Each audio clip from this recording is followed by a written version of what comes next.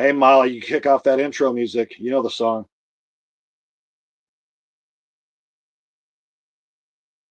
Wait for it.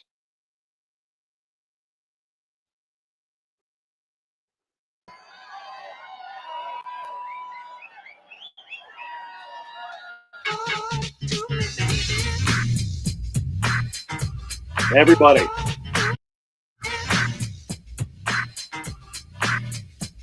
Alright, stop what you're doing, cause I'm about to ruin the image and the style that you're used to. I look funny, but yo, I'm making money, see? So yo, world, I hope you're ready for me. Now gather round. I'm the new fool in town, and my sound's laid down by the underground. I drink a bottle of Hennessy you got on your shelf, so just let me introduce myself. My name is Humpty, pronounced with the umpty. Yo, ladies, oh, how I like to funk thee. And all the right, please allow me to bump. Stepping tall, y'all, and just like Humpty Dumpty, you're gonna fall when the stereos pump me.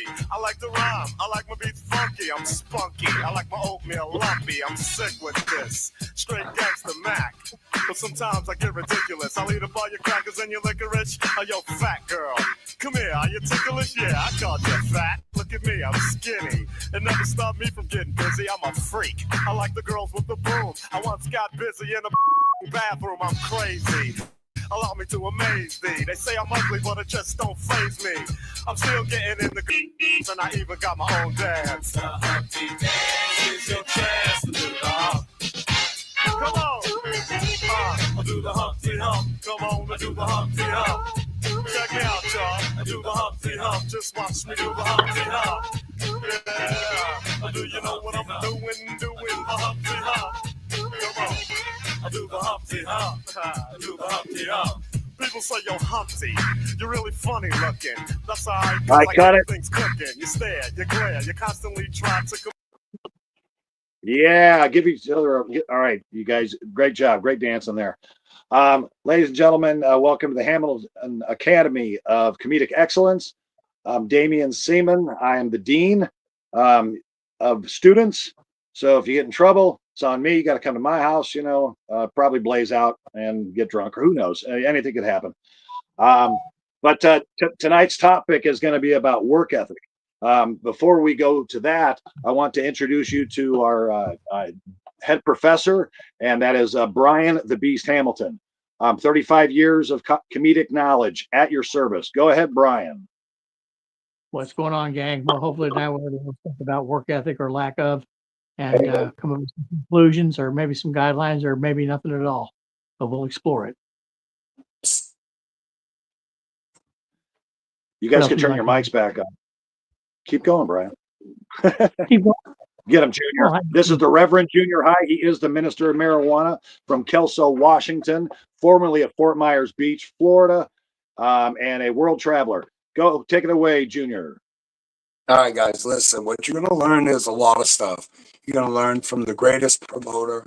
And I've been a promoter 30 years, but you're going to learn from the best promoter I ever met, and that's Damian Seaman. You're not always going to agree with what he says, but that doesn't matter. He's going to make your career better. He's going to show you how to put your name out there, how to pound those streets, how to do what they used to do back in LA, which is stand outside a club and bark. You're going to reach from Brian Hamilton. You're going to learn all the steps of comedy, the 4 rules, how to write content, how to be aggressive on stage, but not too aggressive. And what you're going to learn about me are all the things you probably shouldn't do: stage presence and wild buck out the park. That's what you got here. You got 95 years of experience. Pay attention to these men that just introduced, because Brian Hamilton is a god, and we're all very good at what we do. Okay, so that's what we're here for. That's what we're here for. We're here to make young comics better. Awesome. Hey, you guys, thanks so much for being a part of the team. Let's move on. Let's introduce the classmates for today.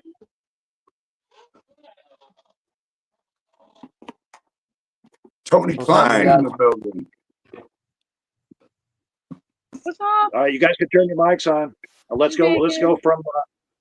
I'm gonna go from left to right. Let's start with Tony. Welcome to the class. What's happening? Welcome to the class. Thanks for having me. It's a pleasure to be here, man. Honor, actually. I'm stoked.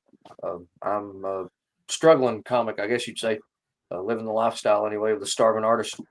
Del Barton, West Virginia, and I've been doing comedy for about 3 years. In Huntington, I've done in Columbus, the tri-state area, really. But want to do more. I'm here to learn a lot of stuff, and you're going to hear me listen more than I talk tonight. So I hope that's cool. Absolutely. Absolutely, Tony. All right, Christy Bacon. What's Welcome to sizzling, class. guys? Thanks for having me teach. Like, I really do appreciate this. I am more than a willing student, and I'm down for extra credit. I'm just saying. See you after class? No, I'm kidding. But no, That I've been doing this very long. I'm definitely new to this. I love cheesy puns, and I am just really, really like grateful that y'all invited me out here to learn. Like, thank you guys. well, welcome to the Hammond Academy of Comedic Excellence. Moving on, we got Chris Elliott, aka Chris Loud. Go ahead, get it, Chris.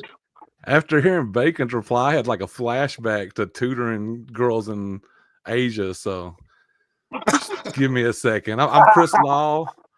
I'm a 3-year comedian and a content creator, and I'm a bad mother.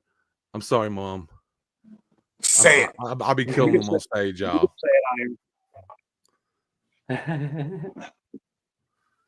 All right, that's awesome. Now, talking of work ethic, Joe Mobley, I'm going to use him. I'm going to use Cynthia as examples of what both of them and the other professors will tell you one thing, and that is,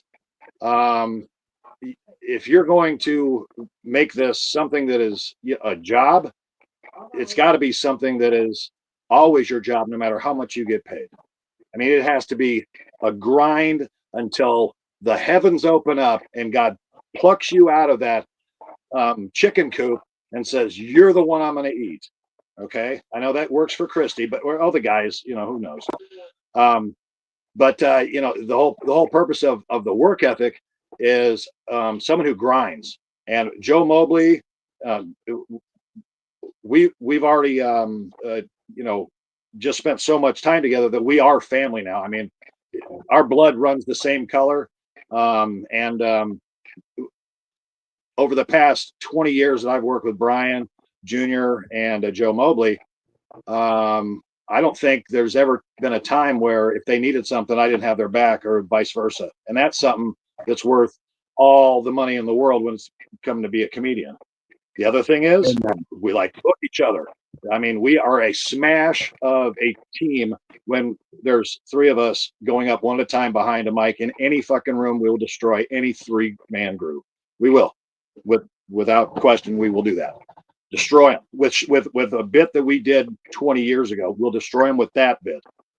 No new shit, for real, because it's all written down, it's all structured, and it's 30 years later. What do I love to do? No matter what I get paid, I love being around comedians.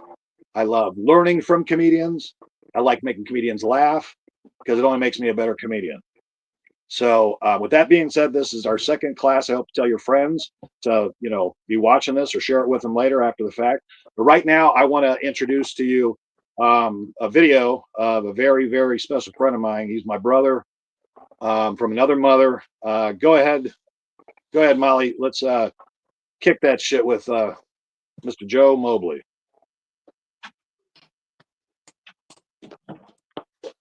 Come on, Joe. Stay right there. OG, this is an old school black dude. I want you to know Joe Mobley, everybody, give it up for him, man.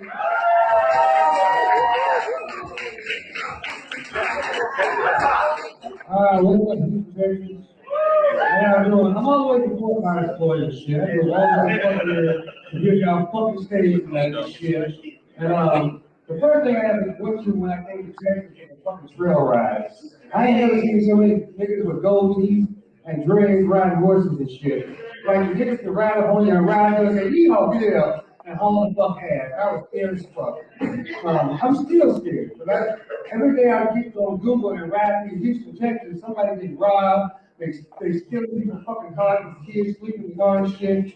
And I'm trying to figure that shit out too, because like, you know, kids are bad, especially the fifth ward. And they started stealing fucking cars. I don't get it. But I'm gonna big up for y'all will never know the fuck that's at. Down a lot of ways from Miami. But I have a strong black thing growing up. Like little strong black ones that will beat your ass if you lost the fight. How the hell you gonna beat my ass and I lost the fight? That means I get two ass whoopers in one fight. So I say, Mama, tell him to beat me up. He said, oh, don't bring that shit in out. He said that shit right outside. You either gonna fight me or you gonna fight him. I can't fight my mom, my mom can fight like the son did. My mom would whoop ass and shit. So on the way back to the fight and shit, she whooping my ass. You better win. You better fucking win. And so she beat my ass all the way to the fight. And the second time, Tommy Johnson whooped my ass, I want to go tell my mama. I go tell his mama. Fuck that. His mama, I go, my mama and shit. They go to argue and shit. She called my mama the B word. My mama whoop my ass out the frame. I said, why you don't know like that? I'm gonna kick her ass out the frame. Hey, beat the hell out of her, right? Police come, ambulance come and shit. I'm in the house watching gun smoke, get infested. I'm gonna say, why you shot all this mess out here? You about to make me go to jail. I said, oh, don't bring that shit in. You take it I used to hang out with Michael Jackson and shit, man. I hung out with Michael Jackson like 280 and shit. No, pretty sure. I hung out with Michael Jackson like 280. I was in there with Michael Jackson and shit. Michael Jackson was singing a song. Remember the song, Man in the Mirror? They ain't original fucking song. Michael sang some other shit, but I knew Michael was fucked up on dope. Because I was there. I seen him do dope. So we in the motherfucking room, we in the house and shit. Michael in his room for 2 days. I say, well damn, I've been sleeping here for fucking 2 days, and Michael ain't never fucking came out yet. I say, Mike, what's he doing? I said, well, Mike, man, I'm ready to go home, man. And I'm in 2 days, he going through. He said, right, I said, what song you writing? The rhythm song was like this. It didn't go nothing like the one y'all heard. The rhythm song was like this. Na na na na na na. Ooh, ooh, ooh. So we go with the pipe. For what's mine.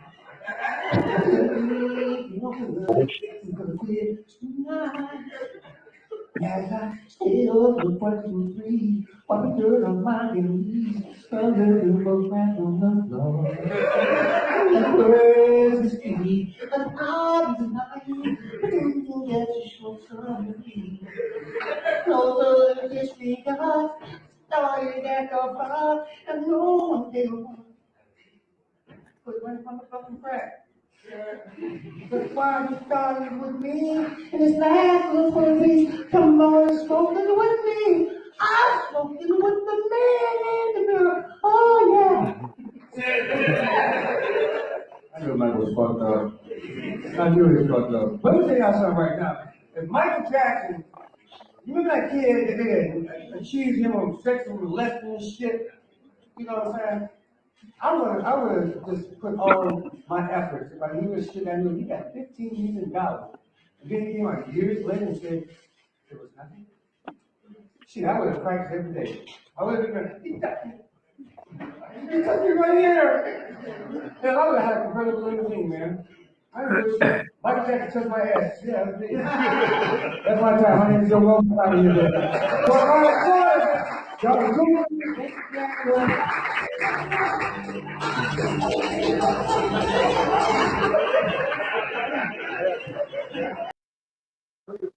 Go ahead, Brian. You start this off. You're the professor. I'm the professor. Yeah. Well, Joe's got a way of, Joe just eases his way into the crowd, and then he's very, very likable on stage. And if you've got one of those personas, it makes it a little easier to sit back and relax. Joe's a showman. He's a professional, and I really admire working with Joe for so many years. I can remember doing a gig with Joe and staying to, the focus and work ethic. We were doing a cancer benefit, and it was supposed to be a clean venue, you know, and I went clean. I was hosting too, so I'm doing a couple different bits, and then some of the people that were with me, they deviated, they went dirty, and then there was a cue to the rest of them to go dirty, and then Joe stayed, you know, his true colors, and it got laughs, and I got laughs, and I got my face chewed off basically for the director of it. And but I really admired Joe because Joe stayed in line. You know, he gave me commitment on what he was going to do, and he stayed by it. And just like that show, Joe just has a way of winning crowds over and making people comfortable. Has a stage presence, and like I said, he's just very, very likable. And I really can't say too many bad things about Joe Mobley, except for I wish he would have grown a little bit taller. Junior, Yes, sir. what do you Yes, what do sir. you what did you learn? What did you learn from that? What about as far as work ethic is concerned? So I've done a When lot it of comes to shows Joe with Joe Mobley, Mobley. We're contrasting differences, but we have some things in common. We all work urban rooms, and Joe is obviously fantastic at that. But Joe can work an all-white mayonnaise room and have no issues. So I was running Anthony's on the Boulevard, and I brought Joe Mobley in front of 265 people, and they were whiter than white bread, and he destroyed it. Joe's a professional. You know, he's got that BET background, but Joe has the ability to switch it up, and that's what you gotta have. It doesn't matter what color the crowd is. Joe has that ability to own the room. I love Joe Mobley. Nothing but praise for that man. And every show I've ever done with him, whether I opened for him or he opened for me, was fantastic. awesome. All right, so let's keep it in order. Tony, what did you learn from that, and what do you think about his work ethic to be that polished? I mean, he's had to win over it several times to be that tight with it. He, I mean, I can only aspire to do what he did. That's what I'm here for. I mean, let's get to it. I'm ready to learn all All that right, stuff. good answer. Go ahead, Christy Bug, Bacon, whatever. I hope I don't have bugs. Don't eat me.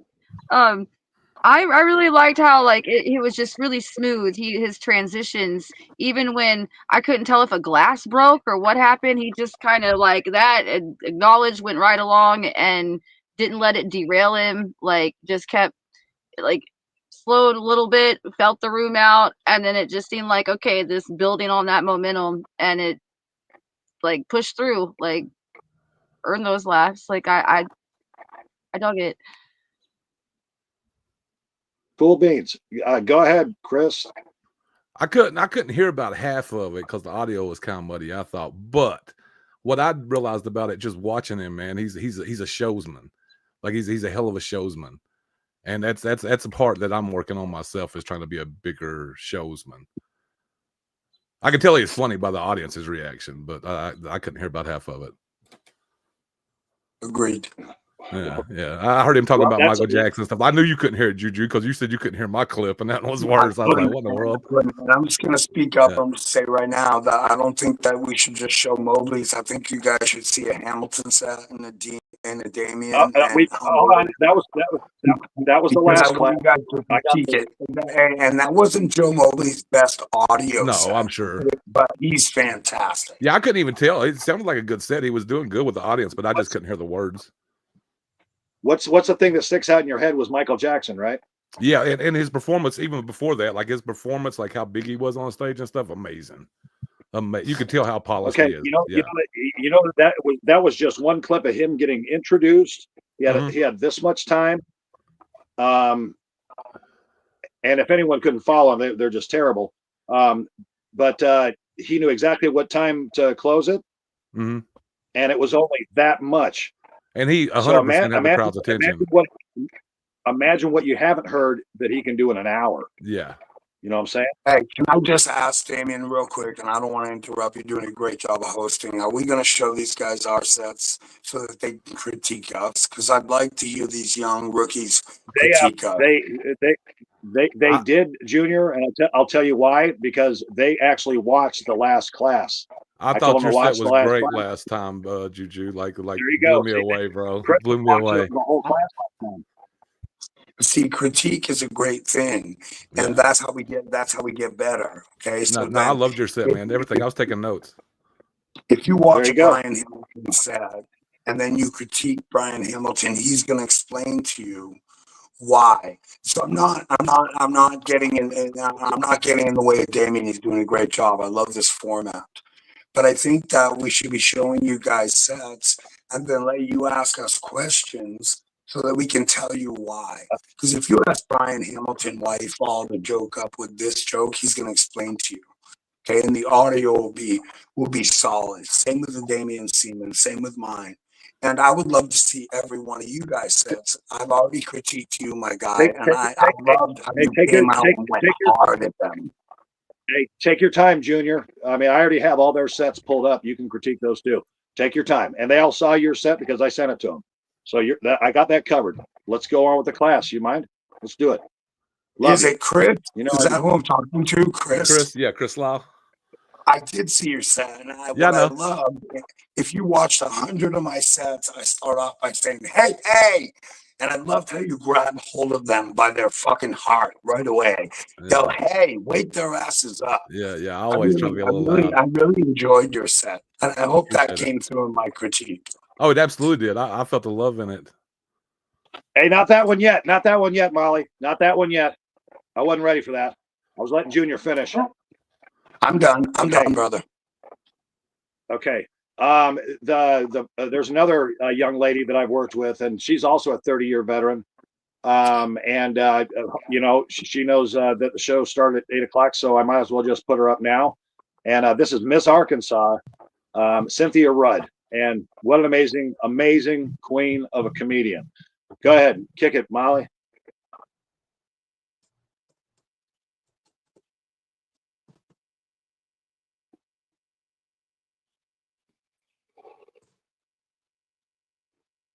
That's the one. He did a real big convention. Here it was come again. Charlie Brown. I ain't no Charlie Brown. So he went up to his room. A lady got in there some kind of way. She laying there looking all pretty. She said, James Brown. He was getting ready to say, I ain't no James Brown. He looked over there and he said, ow, I feel good. Now I got y'all out the way. My little nephew told his dad, he said, Daddy, the little girl down the street trying to holler at me. He said, what's her name? He said, Baby. He said, her name's Sally. He said, yes, sir. He said, boy, you can't mess with her. That's your sister. I cheated on your mama's family. So a few weeks later, he got another little girl, got all excited, ran telling Daddy. Daddy claimed that's his sister too. So when his mama got home, he was looking all sad. She said, boy, what's wrong with you? He said, I met two girls. She said, that should make you happy. That shouldn't make you sad. He said, well, Daddy said I can't mess with them. They're my sister. She said, shit, boy, I got to get with the girls. They ain't your damn daddy. God damn.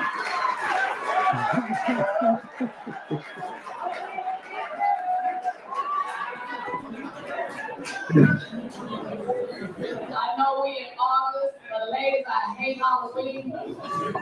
Me and my ex was invited to a Halloween party last year. He left money at home. He said, baby, go out and get me something.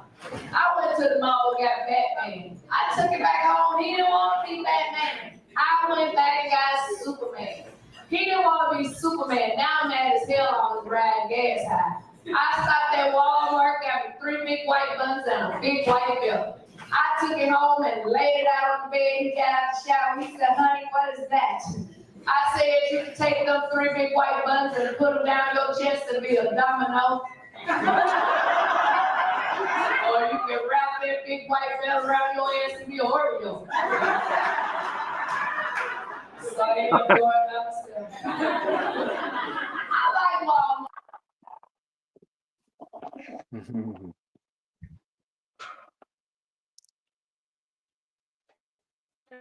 If I could just say, and I don't want to interrupt anybody, but that shows your production value is very important because they're only as good as they can hear you.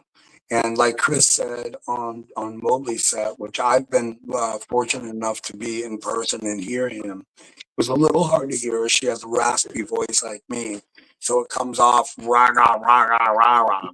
But I heard some of her punches and they were so solid, and more importantly, that crowd reaction, because that's all that matters. That's all that matters. That was great, obviously. It was a little hard to hear, but remember when you're getting videoed, make sure your production is as good as you are. Does that make sense? Good work ethic. And I just thought when I saw her live, because she came out to be the headliner of my set, man, she just destroyed these white people. And she was probably the only white person for 18 counties in between St. Louis and Kansas City. But she was so professional, so exceptional. The first thing she said was, you promised me a meal, and where's my money? Even before she went up. Sound like me. Sound like me. Yeah, it does. That sounds just like Junior. All right, so Brian, go ahead, Brian. Well, I'm a junior. It was the audio was hard to hear.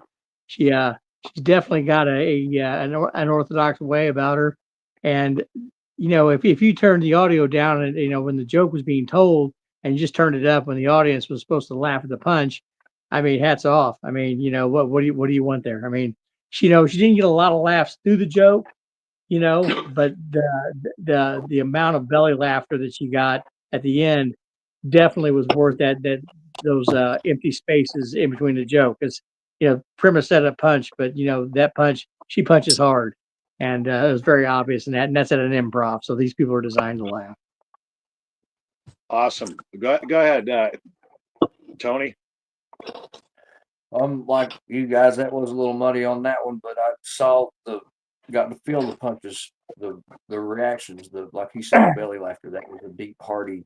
Well, just remember when this is a class. So, I mean, when you guys send me a video or whatever, it's going to be whatever quality you send me. I'm not going to doctor it up. I'm not going to redo it. Nothing. What you send me is what you get on this class. Okay. And I think Damien, I think that's rule number one. Remember that if you're sending that to a booker, they're going to hear what you hear. Okay, so right. You don't okay. want to be muddy. Christy, what do you got to say, Christy? I didn't realize it was all improv. Like I said, I couldn't quite understand it, but she still had that's a scripted. It was. Oh, I thought somebody said it was improv. My bad. It was at the improv. That's the name of the club. That's the club. Name of the club. My bad. I couldn't really hear it, but her cadence and how it flowed, and then you could tell where, just by the tone of her voice, where she was in the joke, even though I couldn't hear it, and then you could tell like she was pausing like for the spots, and that's something I'm definitely trying to learn, is when to shut my mouth and when to let it breathe and build. Yes, ma'am. Yes, ma'am. All right, good job. Good job. So Chris, give me your take, bro. I could hear her better, and I thought she was a stone cold killer, man. I was thinking while watching it, I'll follow anybody. You give me a spot on stage, I'm gonna take it, but I'd hate to follow her. I'd hate to follow her. She's a killer. Like everything was solid. There was no like he said, she did take a little while with the setup sometimes, but it didn't matter because like she's so hard with the punch that they were dying. So yeah, she's a killer. She's a killer. That lady's a killer. Amen. Amen. All right, moving along. So again, these videos are all about work ethic. Okay, and again, these were shows that were sent to me by them, and we're now going to review the ones that were sent by you guys. Yeah. So Molly, let's move right along, and let's pull up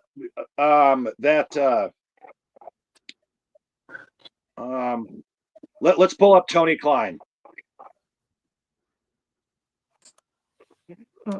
Let's see it, Tony. My audio's not the best either.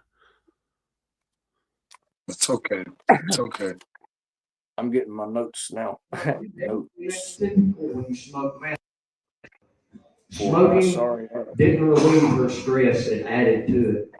And it's like, yeah, Debbie, I mean, that's typical when you smoke meth. It's called hypertension, you know. You gotta ease off that shit a little bit.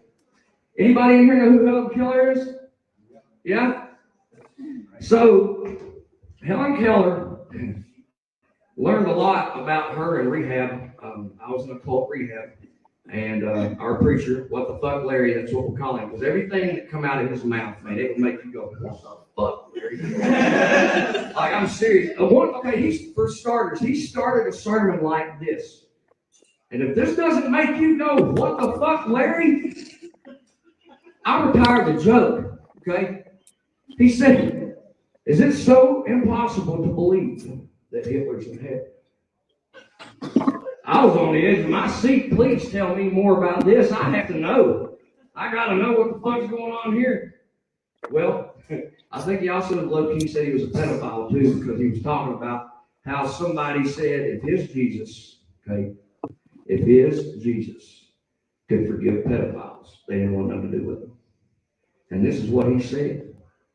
Well, I'm going to tell you right now, folks, Jesus fucked that up. Jesus forgives liars. He forgives rapists. He forgives murderers. He forgave pedophiles. And he forgives me. Come on, children. That's what he'd do. He'd get the kids up there in this whole thing. We go, get up. Everybody put your hands up. But he opened one sermon like this, okay?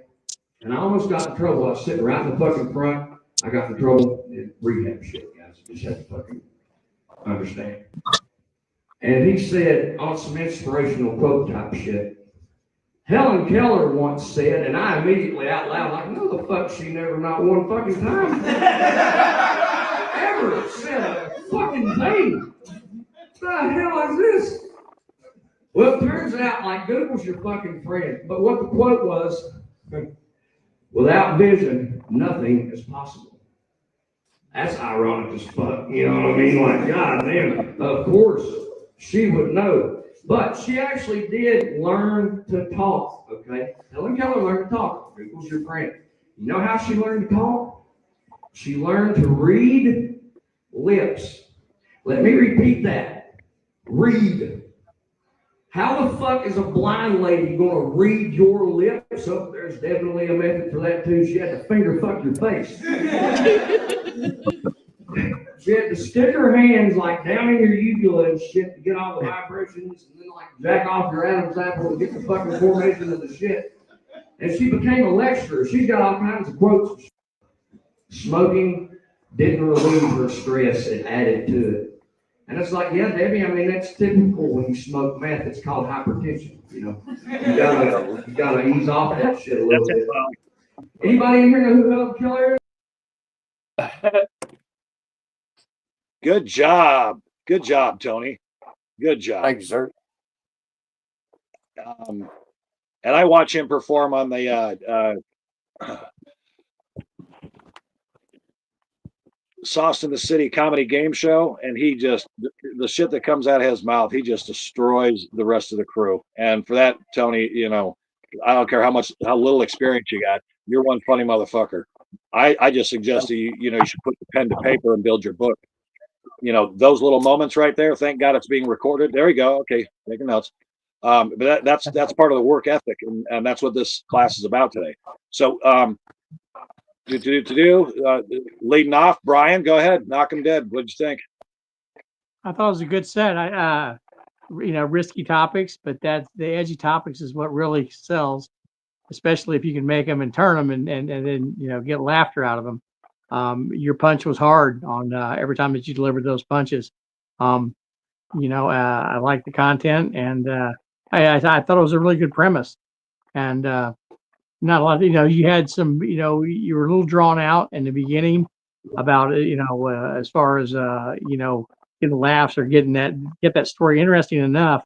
Like I said, the punches were hard, and I can't emphasize enough that if you go through if you're storytelling and you're getting punches through there, and then you have good laughter.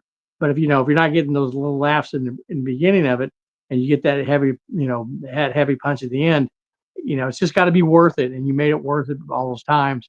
One thing, like when she was over, you talk about putting her finger fucking your face and you're touching your uvula. you might talk about her hygiene and how she washes her hands so she can't see. That was just an idea. And it's like, wow, yeah, she's great. She's brilliant. She doesn't know how to wipe her fucking hands after take shit. Anyway, you know, it had been really a nice job. I liked it. You had good voice inflection. You were strong on stage. You weren't timid at all. And you know, when you can have that fire there, and you know, in comedy, it's very important to understand where that crowd is, because when you start off, you can't explain and start just blistering right off. Sometimes you can if you're that talented, but if you're at a 3 or a 4 as far as your tone and your level, you know, it's your job to break that audience, because they're probably at a 2, to bring them to a 3 or 4. And once you have them to your level, then you raise the tone and your voice inflection to a 4 or 5, and then you bring them along. So by the time that you get to that crescendo, you know, it's your closer, they're fucking on top of it. They're a 9, and that laughter exudes as a 9, and you exit stage left, and you do it with brilliance. Yeah. Awesome. Awesome, Brian. Junior, rip his heart out, Junior. Go ahead. Rip his heart out. So baby boy, you already know, baby boy, you already know I like you, man. But here's my thing. It was hard to see from that little square, but get your ass off this fucking back of the wall. You're gonna rule that crowd. Get up there and command that crowd. Get to the front of the stage, man. I've always asked every promoter to pull the tables 2 inches to the stage. I wear glitter. I want you to see me. I want you to know me. I want you to feel me. And if we can't make that connection, we're not going to laugh together. So now I'm not talking about your content because it was hilarious. I'm talking about get your ass off that fucking back wall and get to the front of the stage and demand your motherfucking crowd, because they're there to see you. You're not there to see them. Demand that crowd. I don't care if there's 20 people or 2,200. Demand that crowd, because I promise you, when they go home, they'll remember that. So there's my critique. Awesome. All right, so I'm gonna go with you, Christy. Go ahead. What did you think of his set? I took notes, but I was commenting on their thing. I really loved his energy and the inflection, and like I actually thought his stage presence was pretty good, like considering it wasn't even like a stage. It looked like he was just in this little room and he had everybody's attention, and he was treating it like he was on a big stage. Like he didn't hold back at all.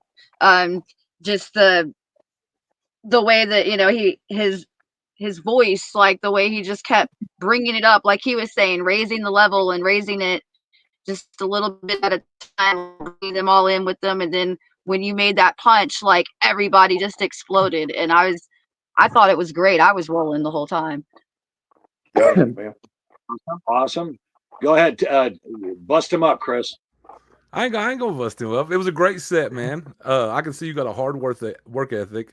The only things I noted was kind of like what Juju said: get off the back wall, man. Get up in their faces.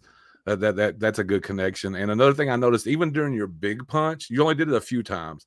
A few times you held it, but even during your big punch, you started talking again while they were going off, man, and just encourage them to keep laughing, man. Don't talk, because the only thing you're gonna do by talking is make them shut up laughing. Why do that? Yeah, that's what you're here for. Amen. That's a good point. That's awesome, Chris. Good point. I was going to bring that up next. Thank you very much, you prick. God damn. What I'm here for, baby. Hey, Damien, me and you have said this a long time, and we learned it from Brian Hamilton. Sometimes you got to shut the fuck up and let that laugh roll. And that's something that Brian has always been so skilled at. He'll look at you awkwardly for 45 seconds. Yeah. He gives no shit. I had a comedian tell me. Do that. I had a comedian tell me turn around and play with the wall or something, man. He said, "Shut up if they're laughing hard." I gotta hear Brian. Oh, I gotta hear Brian's on what Chris just said, because that was something that I haven't heard that in a long time, but it was something you taught me a long time ago. What part of it now? Junior?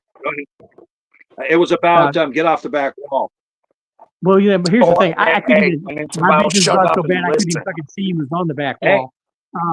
So yeah, right. It's like this, you know, when you're engaged on stage, like if you've got 3 steps to that table there, let's just say that you're at, table level and you're not up on a stage, you're just at the ground level, should I say, that when you look at a table and you do this, you put your hand out at them and they know that they're pointing at you or you're pointing at them and you talk 2 steps to them, watch their face.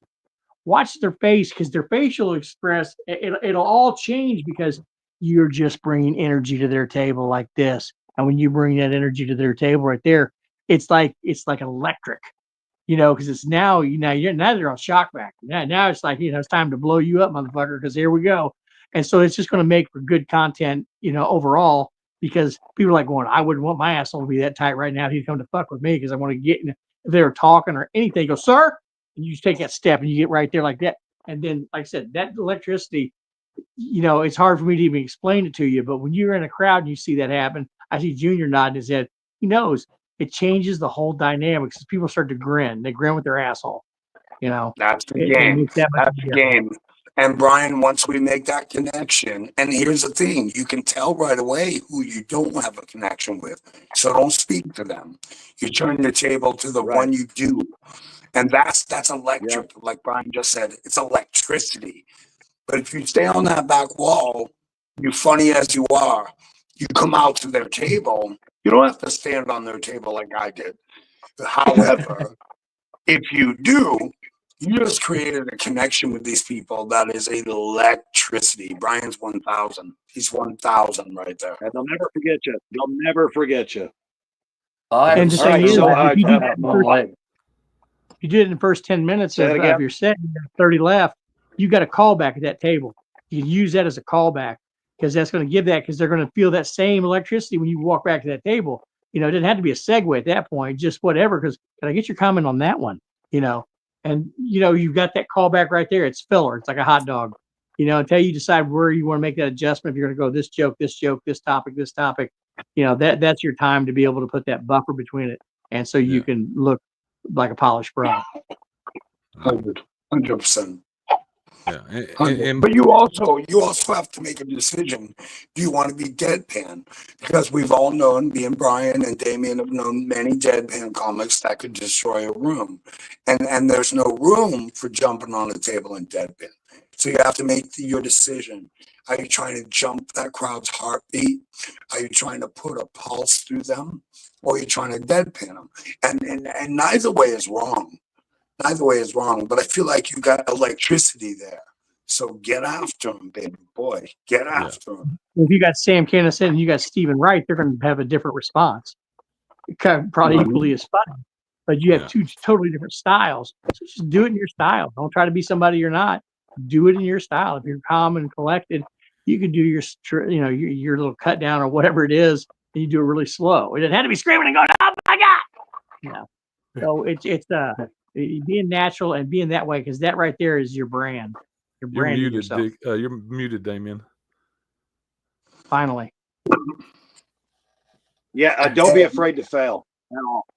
That's the shit that'll stick out in your mind. Don't be afraid to fail. But moving on, let's get Miss Christy Baconator. I've been waiting. Go ahead. For this. I've been waiting for this. She's beautiful. Let's go.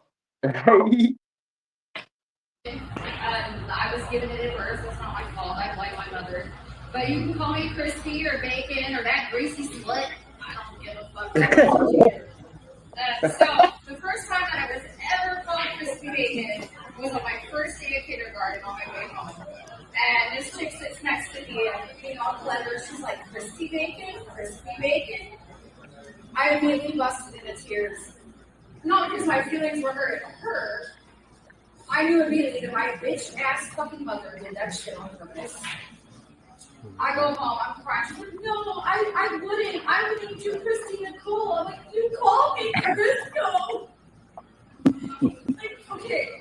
She's like, no, I swear. I'm like, I know you did that shit on purpose. Because when you were pregnant with my little brother, you told me you were gonna name him Jimmy Dean or Oscar Mayer. Fuck you. I will forever be an eternal fun. That's okay. I learned to be a tiny girl. So when I was a stripper, I used to put googly eyes on my nipples as little pasties. And sometimes when I'm feeling crispy, I see them. And I would take them out I look at you, maybe a wink at you a little bit, do the O face, smile. Alright. But now, instead of little honkers, I've learned I just got my little squeakers, so.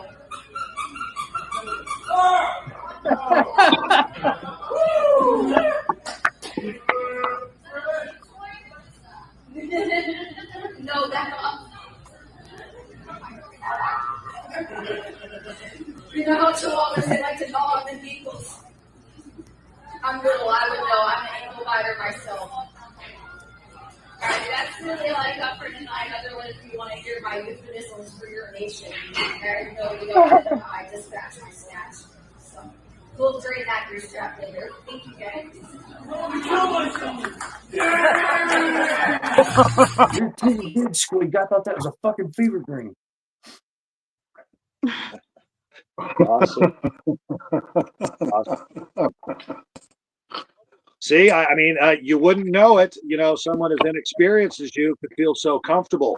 You know, and the fact that you're actually writing shit down and you're so interested, that's gonna make you go vertical, girl. I'm telling you, it'll make you go vertical. And there's many comedians me and Brian have worked with, and Junior and Joe, who you know, started out listening to us in the back of the car, you know, talking about their set, what they could have done better, and sure as shit, they went fucking vertical.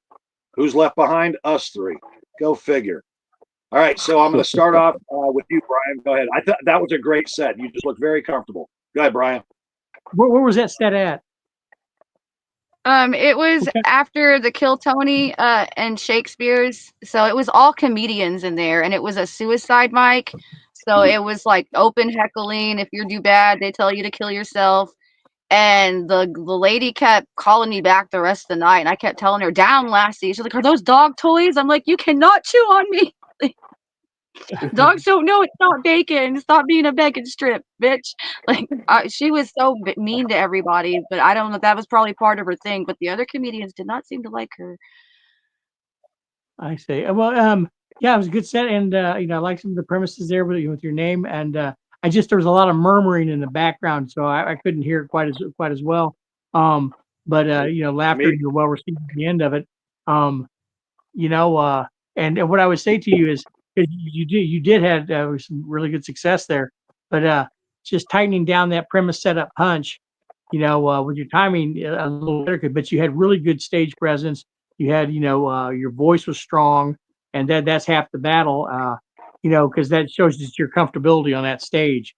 And now you just have to be able to tighten that content down, and then, you know, you're just going to point that and that voice inflection, like you said earlier. I was impressed with the way you were talking in the cadence, because you were actually letting the audience know when to laugh by that voice inflection and the way that you deliver your first few jokes.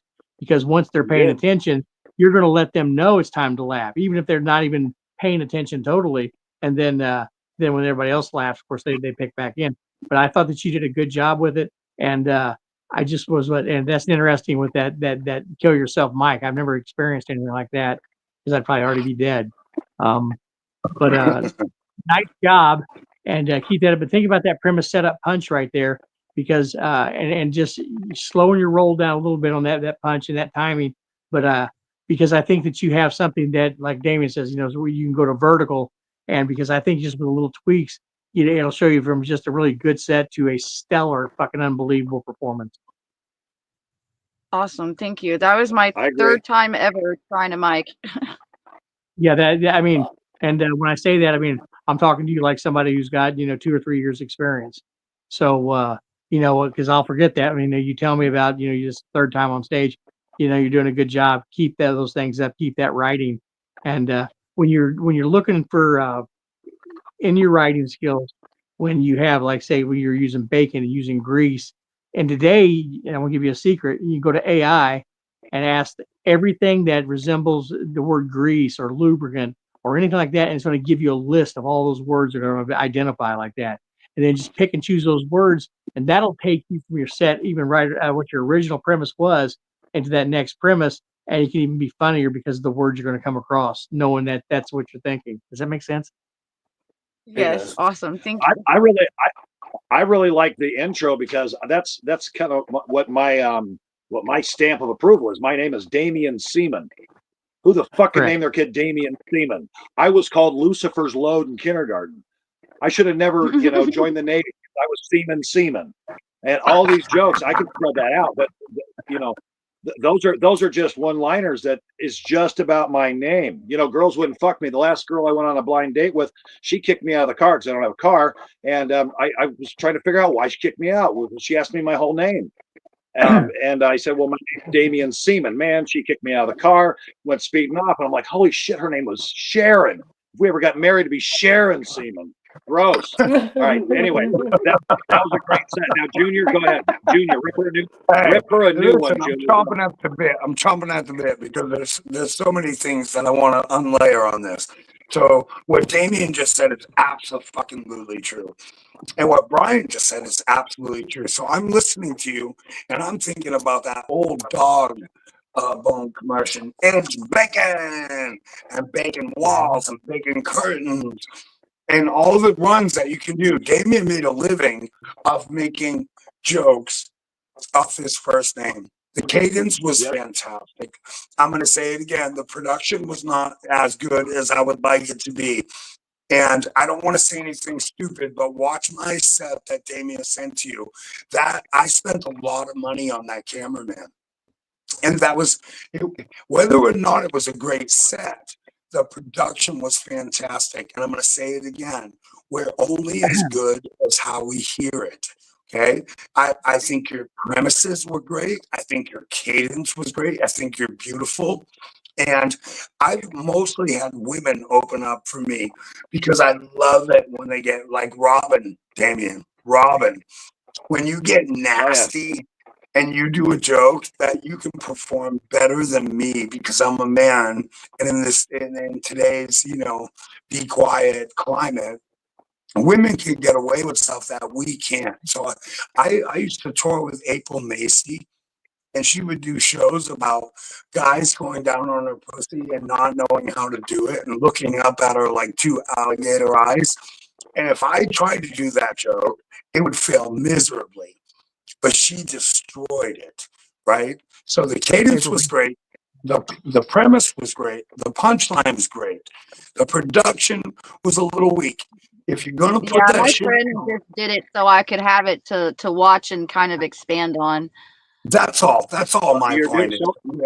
That's all my point is. They're only going to hear what you give them. Okay. And I can tell you, I'm on Roger Paul's agency, and you got to give them something that they can bite on.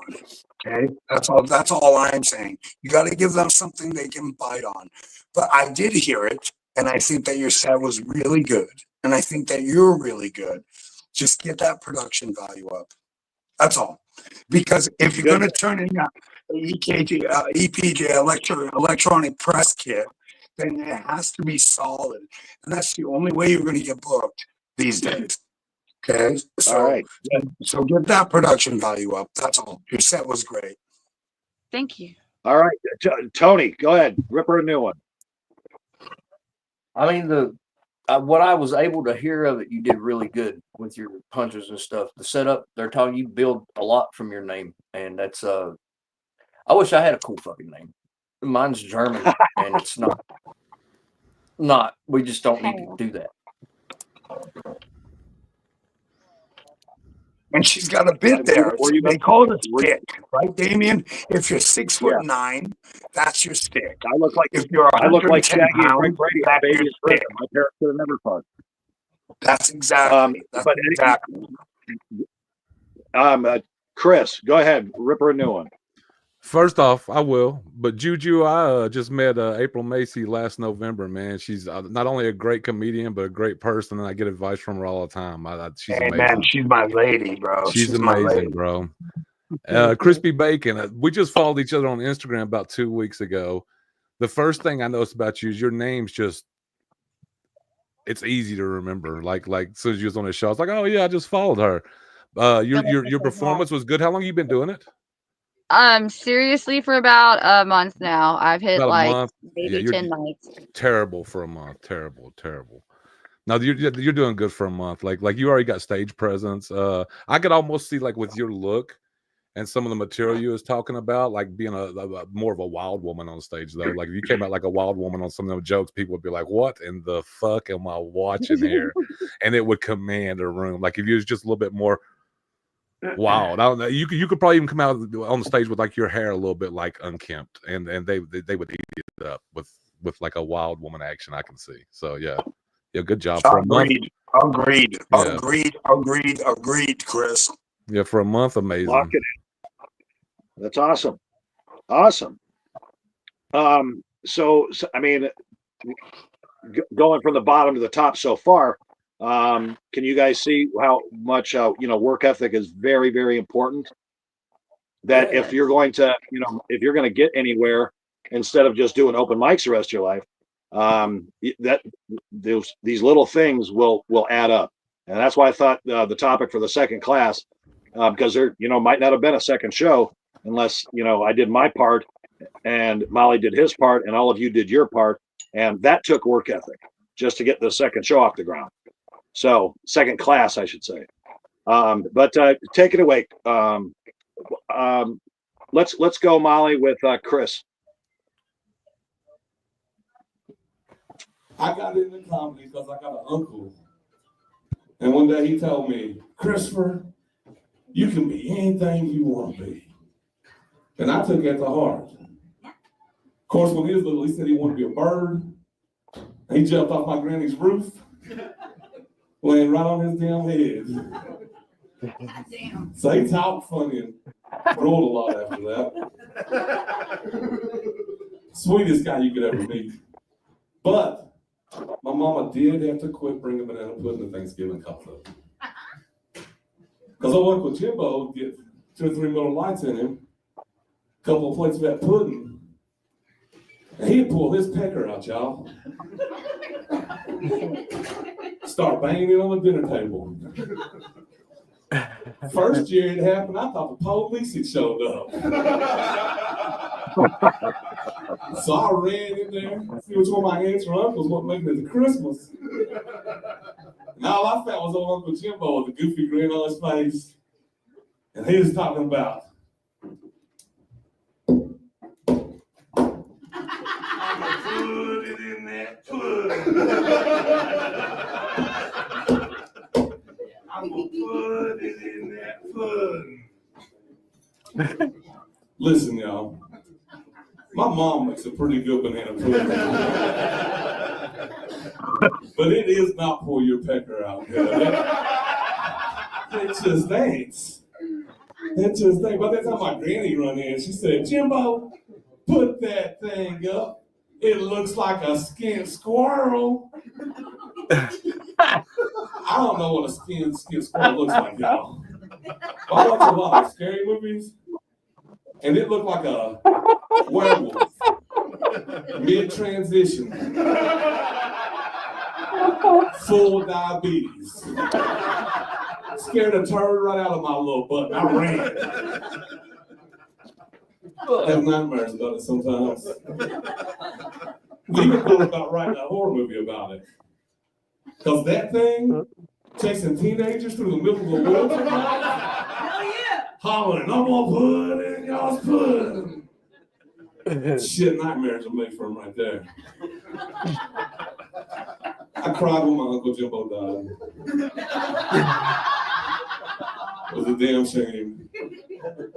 Because God gave him all that hog, but he took away his will or want to actually slang it. And God gave me, pretty good sense of humor. Took away most of the hog.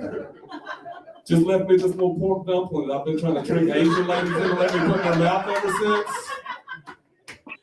So I guess I gotta thank God and Uncle Jimbo for teaching me that God giveth and God taketh away. Can I get an amen, y'all?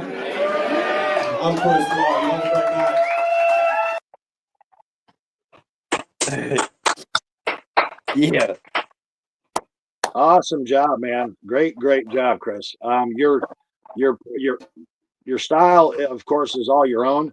But when you started stomping the floor, I had to turn my mic off because I was going to laugh through the rest of your set. So that was impressive. Hey, And who does he remind you of, Damien? Who does he remind you of you? Can you get an amen? He reminds me of me, man. That kid, I love him. That's great. Keep interacting with that fucking crowd. your turn will come, Junior. Good. You're so Sorry, enthusiastic. We love you. Sorry. All right. It's all right. It's all right. You'll take it down. Good job. Way to go. Everyone say good job, Junior. Everyone say good job, Junior.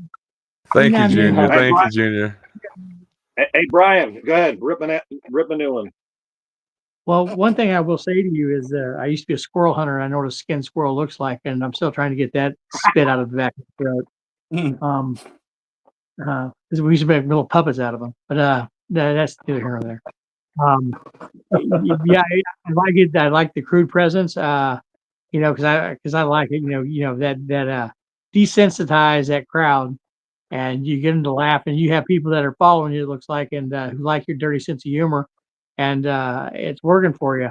And I just think that there's so much more you could elaborate on that set, and as funny as it is.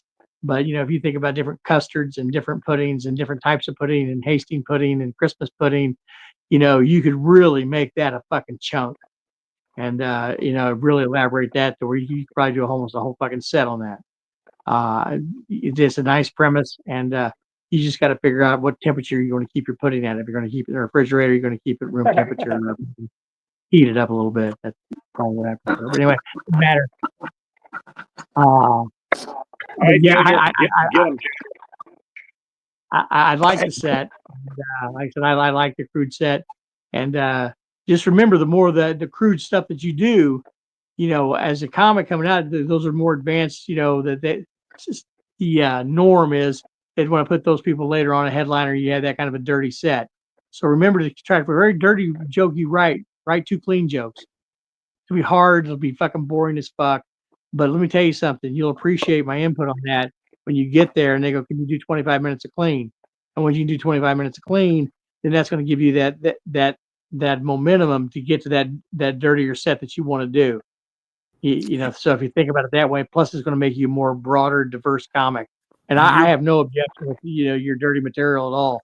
Because I'm all for it. I like that, no censor.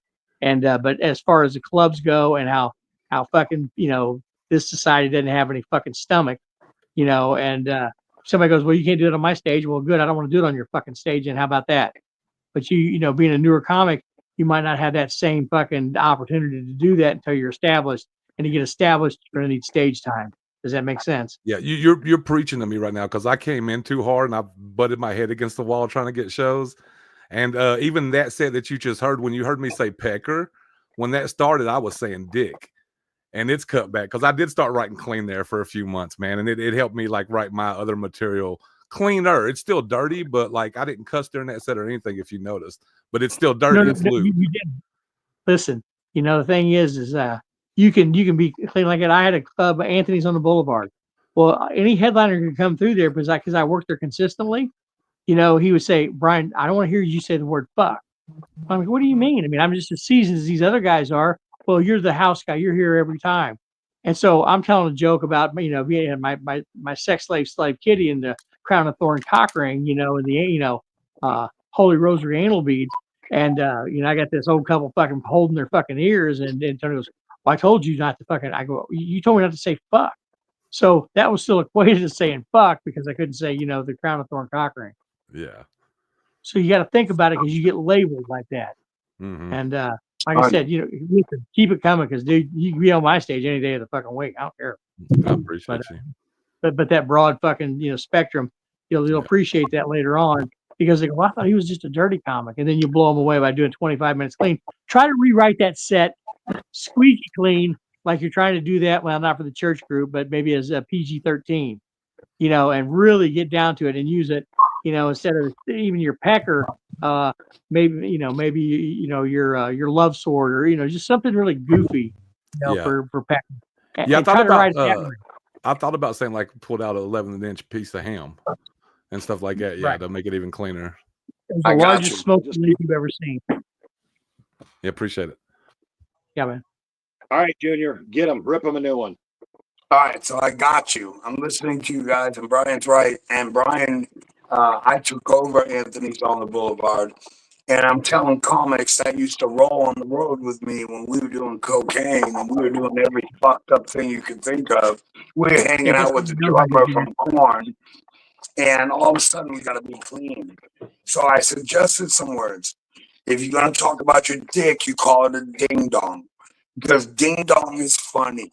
You're gonna call it to talk about her tits. You're gonna talk about a boobie, because boobie is funny. It's a funny word. We can say it 100 times in a row, and it's a funny word. So there's ways that we can stay clean. So Brian booked me to a show that had to be 100% clean. I walked out and I said, "Ladies and gentlemen, I was told tonight I have to be clean. I'm junior high. Thank you. Good night." Right? Because I knew that I couldn't say anything clean. I came back on stage. So there's ways. And Brian's absolutely right. Write that joke 3 different ways. Write it filthy rotten, because stay true to who you are. But if you actually want to be booked, also write it clean. And if you really look at the joke, the premise, the thought, everything behind it, you can find different words that aren't offensive. Okay? That's my advice. Awesome, Junior. Ding dong. Awesome. Good stuff. Ding dong is a good word for dick. I like those suggestions, because I got a booby one that I need to change too, and the booby works too. So it's Greenville two good. cupcake is mine. See, Mammary see. gland. Yeah. Go ahead. All right, Tony, what do you think, man? Rip him a new one. Well, a wise man once told me that the only difference between a sucker and a jawbreaker is the placement of the stick. And I believe, sir, that you're definitely a fucking jawbreaker, man. Do like they're saying, I've got an ability to clean stuff up. I believe it or not, with the mouth of a fucking Etch-a-Sketch kid, like with Tourette's and shit. I can turn it off, but still be what it is. Innuendos are cool, man. Loopholes are great. That's the thing about being a recovering addict. You'll find all of them. But I mean, dude, the fucking skin squirrel fucked me up, bro. I don't know if you heard that or not, but I fell out of my chair and Me too. Me too. Me too. Right. I've seen that, like, as somebody that has skinned things, I have seen that, and it's really fucked up. I had like discharge and that in my brain when you said that, and I was just hit. Yeah, it don't work up north so well, man. But everywhere south of the Mason-Dixie, that skint squirrel line kills. Hey, and you know what? You just said something very important, Chris. Know your geography. Because me and Damien and Brian do some jokes. Brian does a all in the family joke that if you're over 40 years old, you're gonna split your motherfucking seams. And I do jokes about Clay Aiken, but I've now adjusted my shit and I'm doing jokes about P. Diddy, and they hitting this crowd so hard. So you gotta know your geography, but you also gotta know your timeline.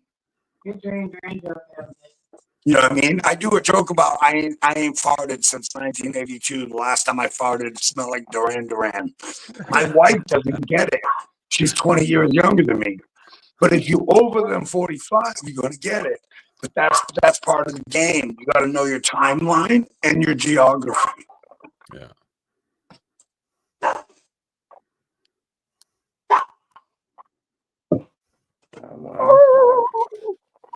We still got Crispy. Awkward side. Hold on a second. Now my dog just got out of the bath. I had to hand my wife a brush. It looks like a wet rat.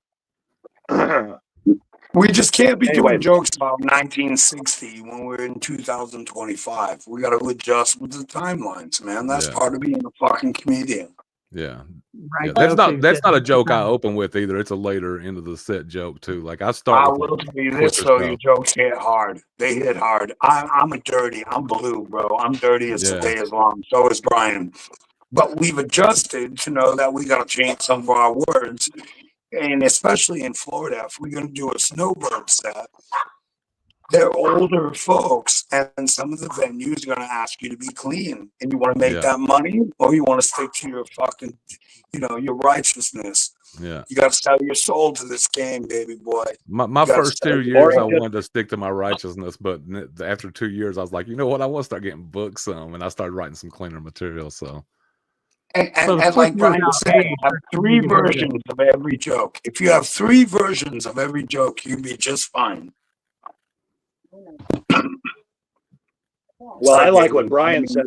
I like what Brian said to open up the class, and he was talking about how you adjust. He was talking about a venue where it was a nice place, and the booker said, can you make it clean? And of course, he had 4 comedians on the card, and 2 of us didn't follow the rules, and Joe Mobley basically did save his ass because I think I was the one that went off the rails. Am I right, Brian? Years That ago. would be correct. Dick knows. Who was Yeah, it? that's correct. I said that's correct. I said Dick knows, but then I made it personal. I apologize. Oh, it's all right. That's what we're here for. My God. Oh, damn it. Hey, Brian Hamilton barred me from a benefit because me and Damien were at a show, and he was doing a sold out show, and I'm not going to say it, but I'm going to, German American Club. And me and Damien were heading from a show. We were fucked off. And we showed up, and we both got some time on the fucking stage. And then a big old boy, 6'5", 360 pounds, punched me in the mouth. And we handled it the way we handled it. And then This was a Brian told me show for my I'll never daughter's be allowed soccer back there team. again. So shit happens, guys, on stage sometimes. But never apologize for what you did or what you said. I I'm on watched stage Damien doing jokes fucking and pull out throw a barbell. fucking chip shot. We're just saying the same story, Brian. Go ahead. I said, here I am on stage. I had to go headline, and then there's a pull out bar brawl with juniors in the middle of. Fun times. Careful who you talk to. we're talking about work ethic, and Good one. That boy slapped me a good No, one. no. Okay, I'm glad you brought that up. We are talking about work ethic, but if you want to stay in this game, you're going to have some work ethic, because when you work with the catalog of personalities that make up the whole family of comedians in this world, you're going to just have them coming from all different ways. There's nothing you can do. You just got to be a part of that community. And if you decide that person's not good to work with, or you'll always work with that person, that's going to come over time, and you'll figure it out on your own. Take your licking too. That's part of the work ethic. It's like going to the gym. Yeah, I've got killed so many times. But I was going to tell y'all, like, part of my work ethic, I'm new to comedy by all relative means. Yeah. I'm in 3 years, but I've got like 10 notebooks full of jokes at this point. Like, I write almost every day. I perform 3 or 4 times a week. I hardly ever say no to anything if it's local. You know what I mean? If it's local to me, I can get there in 30 or 45 minutes. I'm usually there, man. Just because I think that's it. I need to work hard. If I work hard, the money will come later. And I do get some money now. I get paid for some stuff, but it's in between. You know what I'm saying? It is when it is, man. It's hard out here for a pimp. Hey, I'm going to tell you, and Damien's going to hate it, but he's going to agree with me on this. After never doing an open mic, but doing 2,000 shows, I demanded my dollar amount. Now, I wouldn't start my car for less than that dollar amount, unless it was Damien Seaman. Because the one thing I knew was I was going to get on stage with a bunch of heads. There was going to be crowd there. And if you're a real comedian, you didn't come into this to be famous. So if you got 150 people and you're getting $50, or you got 500 people getting no dollars, which one you gonna do? And that's gonna have to be your own choice. Damien always knew I was a diva. If I showed up to the show, I needed a pack of Camel Wives, 2 rum and cokes, and if it was probable, a line of cocaine. But Damien always worked with me. I would work with Damien if it was free, because I knew the show was going to be solid. And if it was Brian Hamilton on the lineup, and listen, me and Brian Hamilton met each other in Florida. I'd already done 1,000. He'd already done 1,500. And now you got two headliners. That's like putting two pit bulls in a cage. But we realized that we could complement each other. So whether it was him featuring or I was featuring, we did our job, because that's your fucking job. And once you understand what this game is all about, brother, I've toured the whole country. I've done this 17 times, and I'm retired now, just doing some little shows. But I'm telling you, something that Damien and Brian taught me a long time ago. It's not about the money, it's about the craft. And as long as you respect the craft, that's really all that matters. That's really all that matters. I can tell you this, fellas, and Brian will agree with me on this 100-fold, and that is you can't go into this, for the money. It's got to be almost an addiction to making people laugh. It's got to be that it has to be that way, or else it's not. You have to treat it like it's an addiction. You want to go to comedy clubs because you're hanging around with comedians, and it's like a fucking AA meeting, and you're all hucking it up, having coffee afterwards, and telling jokes and shit like that. And I'd say in the high 90th percentile, most comedians, they're not clean. They got a past. They're drunks. They're drug addicts. All that shit. But even through that, the ones that get an opportunity to get a paid gig, whether it be a big stage with a big name or whatever the case may be, when the creator decides that it's time for him to open up his purse strings and treat you like a stripper, you got to just wait until that happens. And sooner or later, as long as you keep working at it, keep talking to people, it'll just pop. Someone will give you a chance, and somebody will go, "Oh my God, you suck," and then someone in the audience is going to go, "Hey, can you come do my show?" Right? Yeah. So you never know how it happens. You just have to grind it out. And Brian, would you agree with that, Brian? Absolutely. You got to grind. You got to keep going. When I first started comedy, and I'm really proud of myself because I entered this comedy competition, and it was an 11-week competition. And then, every week somebody would advance to the finals. And so I lost every week for 11 weeks. And then I finally made it in that last week. And then I won the whole thing the next week. But I mean, I remember I didn't want to go, but I kept getting my ass kicked and kept getting my ass kicked. And that work ethic to keep going back and back and back, because I knew I was funny. And quite frankly, I mean, my job options didn't look too good outside of that. So you have to make that commitment to self, and that comes along with the work ethic. Is just the commitment to be there, the commitment to perform and be consistent.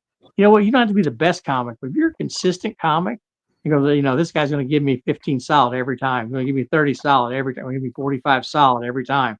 I'm not going to have to wonder if he's going to show up at the club, or if he's going to fuck off, or he's going to be in jail all over the club weekend. Because they always deliver. It's that consistency that will set you apart from everything. When you're going to be late to the club, call them. Just fucking call them. Don't be stupid and go, "Well, I'm too lazy. I'm better than this to call them." Fucking, I'm the show. When you start thinking like that, then you're going to find yourself fucking, unemployed, or wishing that you were somebody else and, blaming everybody else because you didn't make it. But that'll set you apart from everybody. Get to the club early. Get to the club. They say 7:30. Be there at fucking 7:15. Be that guy. Let me help out. You may help you fucking set tables up. You may do this right here. Your work ethic is you're about the show. Everyone adjust the lighting. Let's take a look at the sound. To show that you're in that much intensity, how instead of your 20-minute set, your 30-minute set, and getting paid and getting your free drinks, it sets you apart from somebody who just wants a job in comedy or wants a career. Yeah. I always tell people, unfortunately, I'm obsessed with comedy. Like, as soon as I did it, I was like, "Oh, this is what I'm supposed to have been doing forever. Right. I should have been doing this forever." And I can't go back to the way I was. Yeah, when I go watch a comedy show now, I'm studying it. It ain't even, I laugh still, but I'm studying. I'm studying the headliner. Like, what's he doing to make these people laugh? It's a different experience to watch a comedy show now for me. And that's something you guys you're gonna know, that me, Brian, and Damien already know. The comedy stage is a wretched bitch who takes everything from you. Yeah. She's taken 3 ex-wives from me. She's ruined my life in every single way I could tell you about. However, she brought me more joy than any person in this world. But that comedy stage is a wretched bitch. Am I Yeah. wrong, Brian? No, you're not wrong. I mean, you know, that's probably the reason I got divorced, reason I was an alcoholic and fucking drug addict. But you know what? At least at the end of the day, I had my own therapy to express the way my life went and how it felt to communicate with others so they could get relief. Why? I don't know. Because that's my role in life. That's where my gift lies. So you might as well exploit your fucking gift, do what you do. And if you're going to be a drinker, drink the most you can drink. If you're going to do a line fucking doer, do the most you can do and just be that guy. When you tell jokes, you tell it to the fucking best of your ability and you go over the fucking top Yeah. because that's what you need. And I'm not going to lie to you guys. If you watch the podcast, I do all of the things Brian just said. But I was touring with Kevin Farley, Chris Farley's brother, and he pulled out the God's prayer, clown prayer. And I'm going to paraphrase, but basically it said, I put you here to make these people laugh. And if ever you lose that ability, you're not only failing them, you're failing me. Okay? And Yeah. Kevin keeps it in his pocket to this day. Yeah. So you have a heavy crown on your head, man. This is not a bullshit game. Yeah. It's not your job to make yourself feel better. It's your job to make them feel better. Can I get an amen? Amen. Yeah, I'd say this, that, you know, 35 years of doing comedy, I've missed 2 shows. One because I was in the hospital and the other because my dad died. Yeah. You know, and so I don't miss shows. And you know why I do comedy? Because I have to. That's right. Yes. That's right. I have to.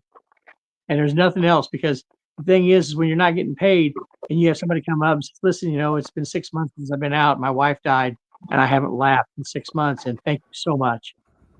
I mean, to me, that reward right there to fill somebody's life with something like that, which might not mean anything to you, but it means everything to them. And if you can touch somebody's life just by your look on life and your take on life, then I think that's magic in itself. Yeah. Yeah. What I said about comedy, it sounds like it's negative, but in reality, man, like my thoughts on comedy is I'm lucky to be able to do it. You know what I mean? Yeah. I'm lucky that I'm able to do comedy, man, because just what you said, because like when you light up you can change people's whole month, man. Their whole month could have just been horrible. And they come out to the club and see you and they laugh so hard they cry, man. And they will come out to you and say, man, I ain't had that much fun in forever. And that's what it's all. That ain't about money. I've already accepted I'm probably gonna be broke the rest of my life. I've accepted that, man. So and you know what? That's okay. God blessed you with an ability, man. Not everybody has that, and that's something they need to know. Not everybody has the ability that we have, or they'd be doing it. Yeah, you gotta be hard. Blessed you with an ability. You gotta be hard. Make the people laugh, man. That's the simplest description. God blessed you with an ability to make the people laugh. And nowadays we need that more than anything. Yeah, and I've got to get harder because I'm trying to go on the road, so it's gonna be even rougher on the road. So you know, like whatever, man. Try sleeping next to Brian Hamilton while he's got his Darth Vader mask on. God damn it! And I can't even sleep in the bed because he was so big at the time. I'd have to sleep on a cot or the floor with the luggage, you know, especially after us being completely white girl wasted. That would sing me to sleep, Brian. That thing would sing me to sleep, baby. Hey, I used to cut my wife. So bad you could probably cut pieces off. It looks like the heart of palm. Oh God! So check this out. Check this out. My wife was my manager, right? So she was booking shows. No, she wasn't your manager. She was your maid. And we'd pull into the Marriott, and I'd say, "We're sleeping in the Marriott tonight." And then we pull in the parking lot, and I'd drop my seat back, put my blanket over my head, and she'd be like, "We're sleeping in the parking lot." And I was like, "Yeah, this is what traveling comedians do. It's not glorious. It's not beautiful. We don't have groupies. I mean, I do, but we generally do not. It's about our craft, man. It's about our craft." Go ahead, Brian. Oh, I know. I just listen. You know, I mean, you think that you don't matter until you get a threesome somehow. You know. But I say that loud. Wait a second. That was something. Now you're talking about my career. Molly, can you pull something up for me, Molly? Can you pull up just anything random that has Damian Seaman on it? And make He me a doesn't short. mean a bathroom towel. He does not mean a bathroom towel. No, come on. You know, I got didn't- some Damian Seaman footage. I got some Seaman footage. I didn't take I've said this before, but I got working in my act. I didn't take tongue dexterity in a Shaolin temple in Thailand for 5 years for nothing, Brian. I'm waiting on that threesome, bro. I'm waiting good. on If it. my, Way to steal if my the tongue premise. does a mushroom, does that make me a father? Way to steal the premise. Hey, let's play all three of our sets, Molly. Let's end this the right way. Let's play Damien's, let's play Brian's, let's play mine. Let's play sets. And then let's let these young guys critique us. Okay. Hey, not a bad idea. Yeah, why not, Molly? I go first. Pick up anything that's, like 3, 4, 5 minutes long. There's plenty of them up there. Hey. Stop it. You still there, Molly? Damien's an Hello? attention rapist. Oh, yeah, I am. Oh my God. What is that? Is that an alien's? Oh, you do have a dildo. Okay. Use that on yourself, bro. What? The microphone. All right, now that you've calmed down, one more time for Magnum Jackson. Oh my God.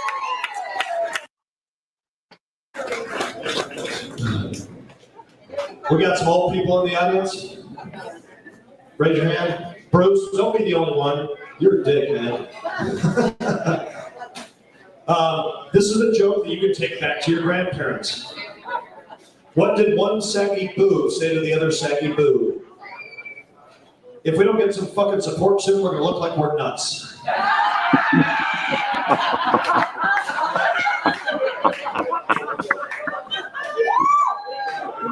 Can I get a little bit more for that? I mean, come on, everybody. That's a stock joke. I didn't even write that shit, but I know it'll work on this table because I'm looking under the skirts. I can see nipples hanging down on the floor. Yeah, I'm telling you, one of you, if you want my phone number, just call me because I'm tired of cougars. I want a saber tooth. I ain't bullshit. I'd do you.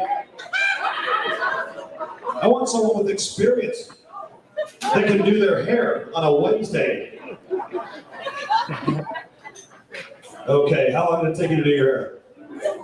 Ma'am, I'm asking you, how long did it take you to do your hair? I wasn't talking to you, ma'am, because you've got a really short haircut, but that shit's all tied up, Looks like one of those sparkly little things from Christmas. 2 minutes? That's how long I last. We're going to get along great.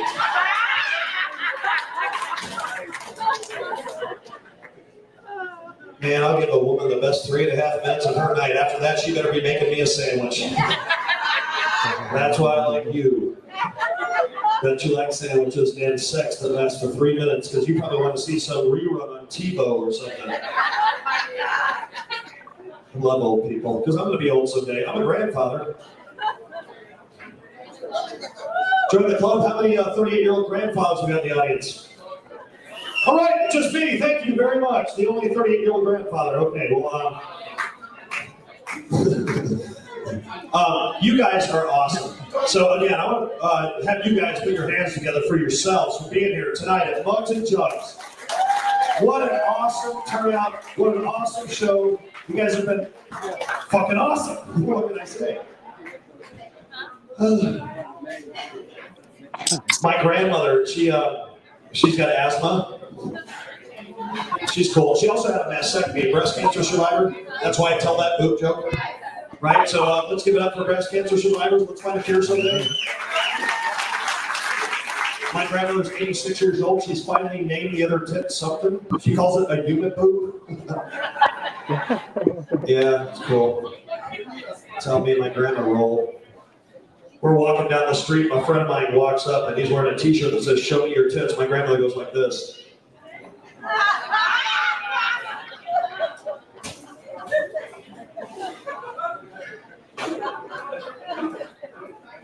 Thanks for laughing, all right? My grandma would kick your ass. My mother was from Israel. My father was a Scottish Irish Mormon from Utah. Don't think I've had fucking issues my whole life. You can tell, right? I can see you looking, going, yep, this guy's got fucking issues. Cool. All right. How about your kids? They get issues too? They don't. You're lying.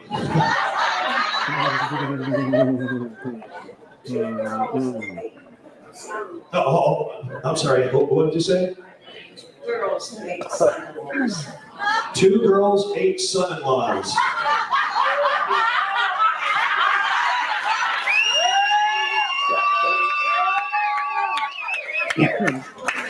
This is the oldest hooker in the room.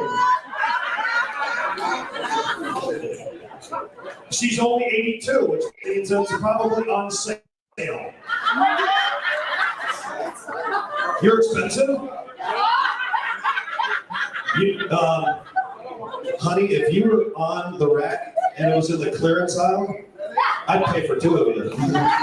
So the only thing I have to ask is, if I was going to get a blowjob, would it be teeth in or teeth out? I mean, because I'm down. I love you guys for showing up to this comedy. I mean, that's what it's all about. Look, when I'm 82, you see this? This is my ass. I barely have one now. All right, it's gonna look like I have eyelids sliding down the back of my leg. One advantage of being 82? No, say that again. No, you start over. It's one advantage of being 82. It's easy to be. It's easy to be a cougar. Let's give it up for the saber-tooth right here in the front. Whoa! Right. Okay, you guys ever hear that expression, camel toe? Where it looks like a woman's vagina's eating her pants? You're probably dating them. The guy that's been waiting for his seat since 4 o'clock this afternoon. Let's give it up for the guy that's been waiting for his seat since 4. He's Spotlight County. You guys are Spotlight County. That's awesome. All right, well, that expression, camel toe, looks like a woman's vagina's eating her pants. My grandfather has had his pants right up here for the past 20 years. He's got a moose knuckle. All right, our headliner tonight has been all over the country. He's opened up for AC/DC, Pantera. He's a really ugly fucking dude. I mean, hideous. But you should see how hot his wife is, so I'm just trying to figure out how much he's had to pay her to stay married. I think it should cost $250,000 to get married and $50 to get divorced, because the other way was my issue. Oh, yeah, that wasn't a good joke. Sorry. Our headliner tonight has been all over the country. Please put your hands together for Brian Hamilton. Hey, let me start off critiquing him. You see how Damien broke away from his set. So I've been with Damien a long time. I know his set. But he broke away from his set to get more laughs. And then the part that he should be applauded for is he came back to his punch. He came back to the premise. Am I right, Brian? Yes, he did. Fantastic. Fantastic, Damien. I want to hear from the new students. So you got like up in there with them, all in their face and stuff. That's I'm going to start doing that because you were so adamant about it. I couldn't hear him over the laughter, so I had to get down to get close to it. That's called engaging with the audience. You get an opportunity to engage with the audience, get it. But as soon as they start talking over you, turn your back, get back up on stage, and ignore that person. That's a little trick there. Brian taught me. Okay. I used to bring people on stage and spank them. Yep. He's done it before. So what do you guys think, Tony? What do you think about Damien's set? Damien was real tight with this stuff, but he's been doing it for a while. How long have you been doing it then? 20-something years. I was a graduate of Second City in Chicago when I was 19, and then I went into the military, and I didn't do shit with it, but probably about 20 years. I'm 52 now. And I've actually got to see in person. Like the thing about you that I love the most is it's not you're that way all the fucking time. You can't turn it off. Everywhere is a stage. It's fucking all the time, and it's Well, you that's saw how me. You saw me doing that in person. Every person I talk to, anywhere I'm at in the country, a gas station, a supermarket, I am just waiting to be the attention whore that I know I am. Hey, and he's never going to apologize. He's never going to apologize, and that's the most important thing. You said it, own it. I mean, dude, I'm awestricken really by the what do you call it? Fanboying type shit. I feel like Joey Lee, but I can't talk right now. You know what I mean? Damien's a crowd stopper, man. That's my opinion. Go ahead, Chris. That I couldn't criticize the set. The set was wonderful, man. It was great. Like he said, like going out in the crowd and stuff like that. I actually do that with a joke that y'all played for me tonight when I do the banging on the stool. If I can go out and bang on somebody's table, I go ask them. I say, "Can I use your table for a second for this one?" And then I'll bang it right in front of them. And I don't care if anybody else laughs in the place, man. Those people with that table die. They will just crack so up. it just it just joins them in. Chris, don't ask them. Don't ask them. I go out there and eat their food. I'll drink their drink. I don't care what they do. Always remember this, fellas, and always remember this. When you get up there and you get behind that microphone, they have no idea what the fuck's going to happen. Zero idea. Zero. Yeah. And if you ask them, you know what's going to happen either. Yeah. And it's not their show. It's your motherfucking show. Yeah. It's your show. Yeah. You know why they put the light on you? So you can't see the audience.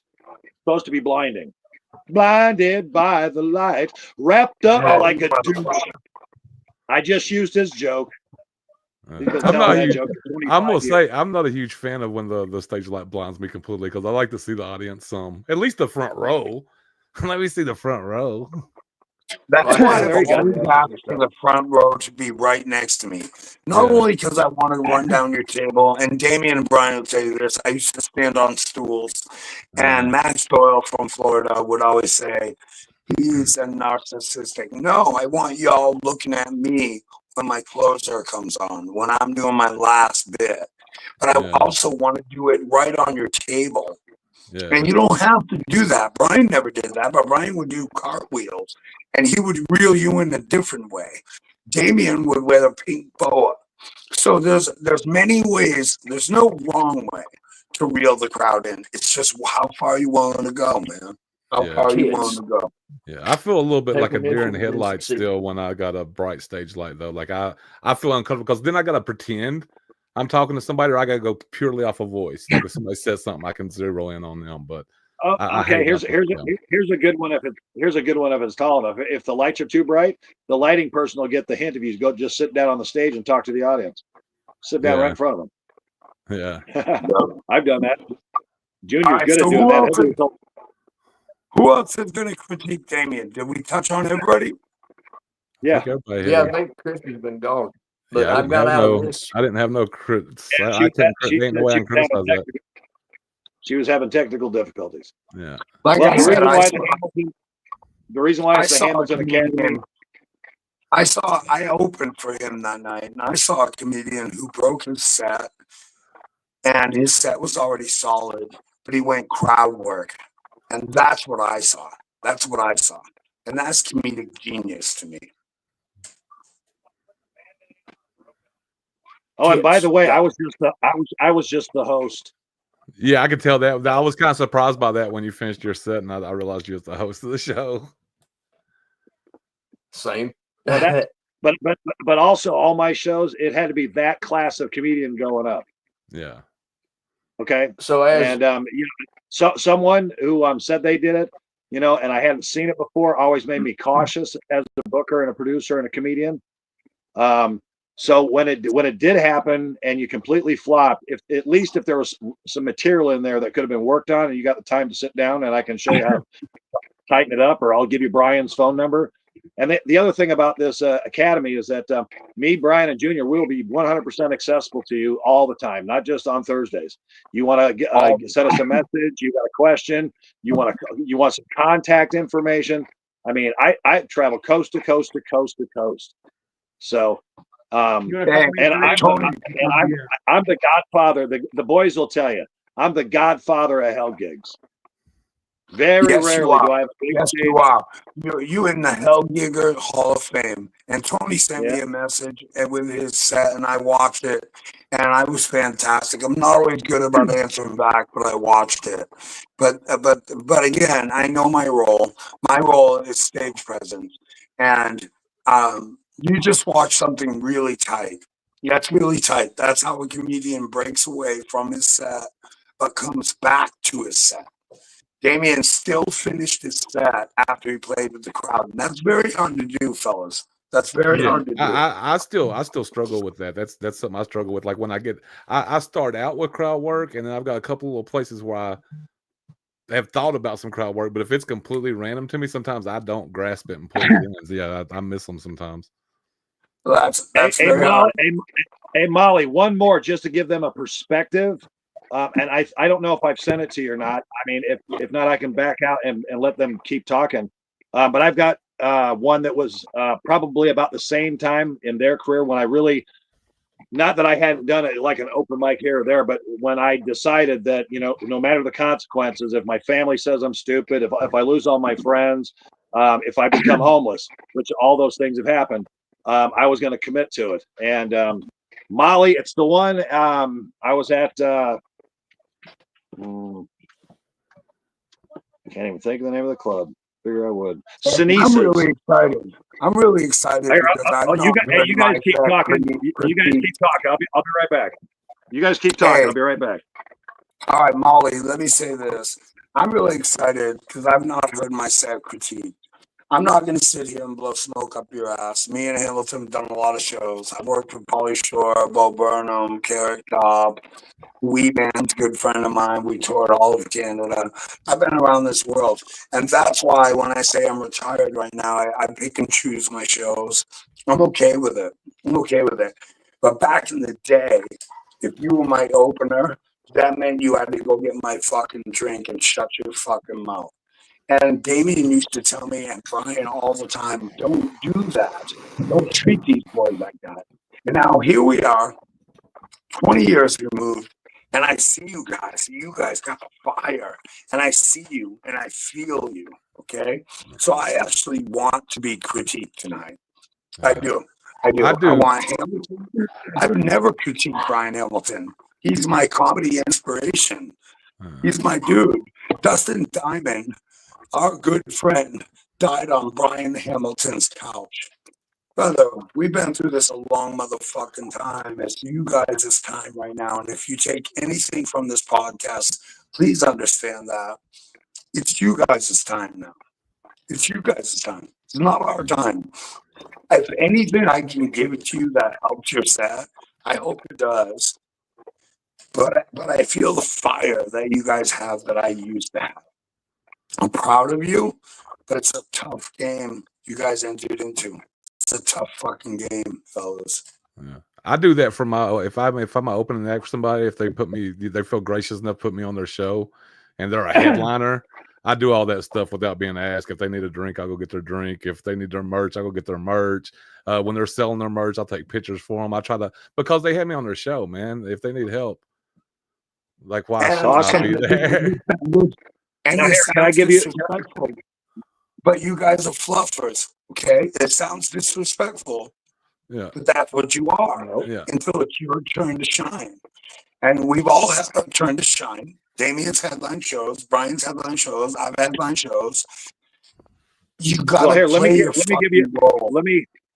me give you a perspective on this class. This is our second class, and I hope you guys can come back. This next video I just sent Molly, This will put a perspective on what we were talking about as far as work ethic, putting your time in, getting in the game. This and Sinisa's Comedy Club, not even around anymore. But this was, again, I'm just working an open mic. Oh my God! I'm gonna kill him. Oh, I think I'm gonna kill myself. And you know, to be honest with you, I mean, what men will think, but they won't talk about, is we don't care if you look like Oprah Winfrey in The Color Purple after she got her ass beat. We're still gonna do you. I mean, we really don't have a whole lot of scruples. We don't. I mean, with both of my ex-wives, if I could have had like a mule in the bedroom to just kick my butt to give her that extra inch she always wanted, that's fine. But you know what? I only last about 4.5 minutes, and I've timed it. Maybe 5. Maybe 5. You know, but I was. How does he know? I let go of the stopwatch. I was twitching. I was getting my thing on. And you know, every woman I know of, and most men, if you really think about it, you have to give women props for having their appliances.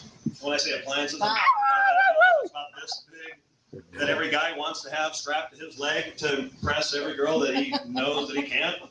Well, I mean, after about 4.5, 5 minutes, I mean, that's all you need. You just need something that. Well, maybe Linda has one that you can kickstart. No.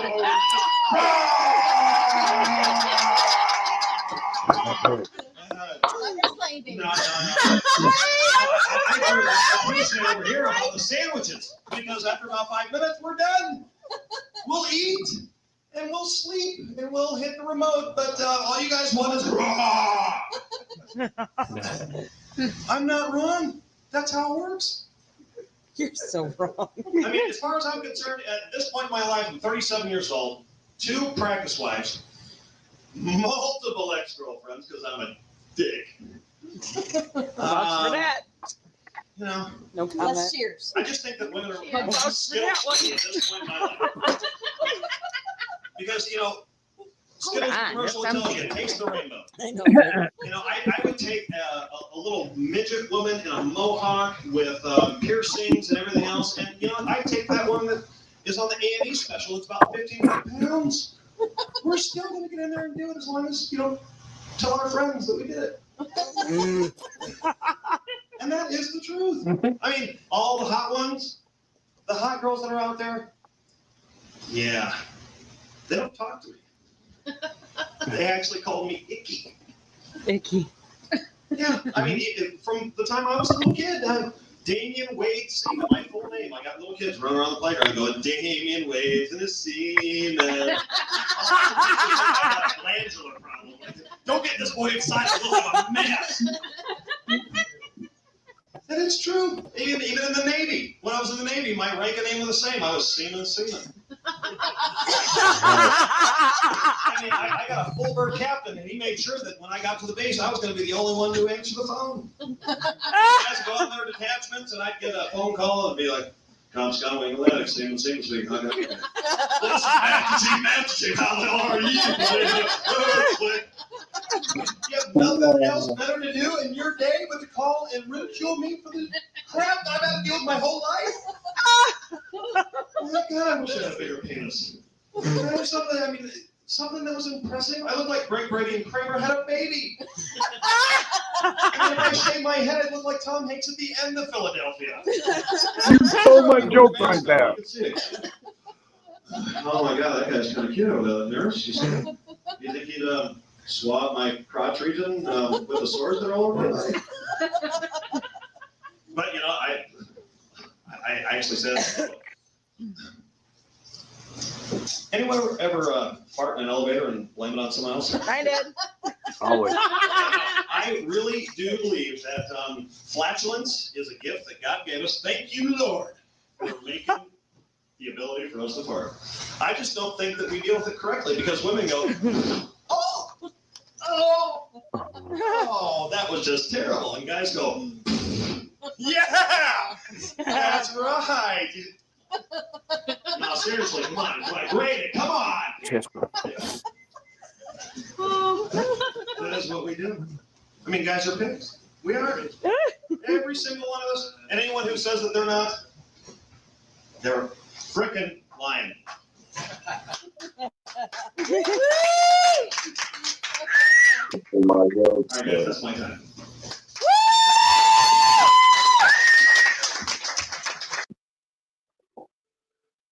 There's a difference. Or is there? You know From, Boa? from 27 to 52. There's a big difference, and a couple of those jokes I wrote for you. Well, actually, the Tom Hanks in the End of Philadelphia, I wrote that joke because that was before I even met you. So you can't fucking say that. You'd love that joke. It's all mine. I wrote that joke. What are you talking about? No, you didn't. You just used it too. That joke. I wrote that they joke. They credited it. I did. It's all mine. Wow. I wrote that when I was little. And we all three use it. Yeah. I'm definitely getting a fucking t-shirt made after this. It says tits take initiative, then succeed. All right, so we saw it. You saw the difference. We got 2 more shows to show you. We saw the difference. And you see how Damien grew. Now let's watch Brian Hamilton or me. I don't care. I don't want to be the closer of the show. Whatever you want to do, Molly. The one thing I noticed about it, I want to point out before you play one is you were younger, more virulent. You had more energy. I noticed those things, but I also noticed like you wasn't as in control as you was in the second mic. Like you were good and you was a good solid comedian, but you didn't have control of that audience like you did in the second clip. Like you was just pretty much rolling your material on that. And you was a little bit faster too. Like you hit them faster instead of letting it sink in. I noticed those. I could see the growth in it big time. Yeah. I agree on that. Yeah. I agree on that. And Molly, I don't care who show you show, but I agree on that, Damien. You progressed massively. Yeah, and that's what this class is all about. You know, I hope I can pass down whatever, you know, the good Lord's given me. And if my friends can help me out doing that, you know, it should be a class for the ages. And that's what I'm hoping to do. Get more and more people on the show. What we're doing here. And that's why I honestly want to hear my set critique as well. And I know Brian does as well. Hold on. Brian, I'm gonna go find one of you and Junior, and you guys talk to the classmates. I'm going to work. Yeah, and Molly already has my set. Molly already has my set. Okay. Hey guys, hey man, I can't say it enough. You're the future of comedy. I don't know why they let me be the one that's moderating right now, but I'm telling you guys, I'm a wild card, doggy. I get up there, I go buck wild, I ignore all the rules. So you can do it any way you want. You can go with the rules, but I can tell you this: I've been on so many shows with Brian Hamilton, and even though he knows all of the rules of comedy, he knows when to break those rules and just be that guy, be that entertainer. We were outside one night with the drummer from Korn, and was it Korn? Was it Marilyn Manson? It was Marilyn Manson. And he kept saying, and I was interviewing him, and he kept saying I couldn't say that he was drummer of Marilyn Manson, but I said it every time. So we had to cut like 47 times in a row. Me and Hamilton have toured this fucking country, man. I snorted coke off fucking strippers' asses. So has Brian. Just what do you want out of the game? What do you want out of the game? Right, Brian? That's right. I'm completely sober, boys. All I do is smoke weed, and I won't even do that 2 hours out from a show. Oh shit! Here I come. You guys are gonna hit me hard. I know it after this. Production value was good though, guys. Hey, I don't know what kind of fucking weed brownies this motherfucker over here is eating. I ain't never talked like this. I smoke an ounce a day. I tell you what happened to me. One time I smoked so much weed I ate a case of Funyuns and listened to What Does a Fox Say on repeat 33 times. What does a fox say? What? How many people are from Longview? Yeah, gotcha. Now I just torn my meniscus, so I had to sit down for this show. Yo, My love for Kelso goes all the way back, bro. I bleed blue. You know what I'm saying? I know what you're thinking. Highlanders, right? No, I used to be a Crip. Fuck you. I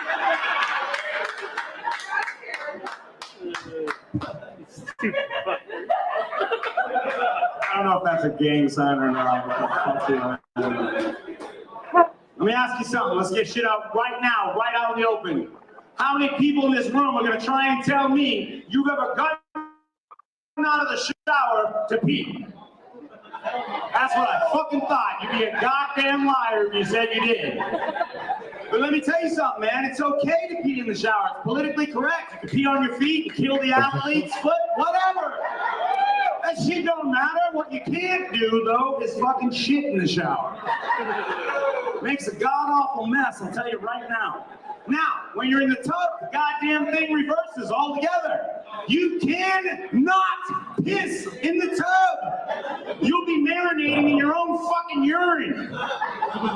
But you can shit in the tub because it will float to the top and you will just scoop and toss.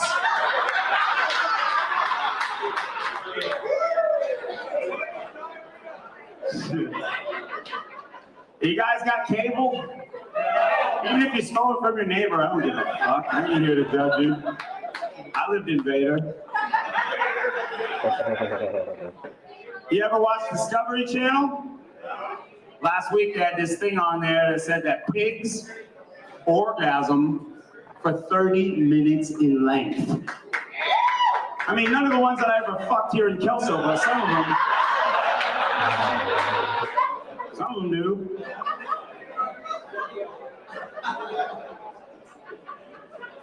How many of you guys in this room got a girlfriend? Come on, motherfuckers. How many of you guys got a girlfriend? There's a few of you. How many of you guys are married? To the person sitting with you. Men, how many of you think you're going to get laid tonight? Okay, a couple Craigslisters, yeah? Good, good. How many are just horny and fucking hopeful? Yeah, good shit. I got a girlfriend, man. I'll tell you what, though. I figured out what you got to do, man. I'm a comedian, and so I don't really make a lot of money, and I'm never home. So my girl has to do most of the work. So when I am home, I do all the shit that I should do. And men, you should fucking pay attention. Because if your woman's working a square day job, you need to clean the house. You need to do the dishes. Can I get a fucking amen? Yeah. You need to do a little vacuuming, goddammit. But what ends up happening, after a while, like 3 months of that, I started feeling changes in my body. Like all of a sudden, my boobs were a little more puffy. And it was weird. Every time I went to the restroom, I felt compelled to wear her fuzzy slippers, a pink robe, and carry in a fucking Cosmo magazine. Then I started peeing sitting down. And I could tell that she knew shit was fucked up because we'd go out to places and she would open the car door for me. She would order my damn meal and she would pay for it. But when I knew shit was out of hand is when I started having my period.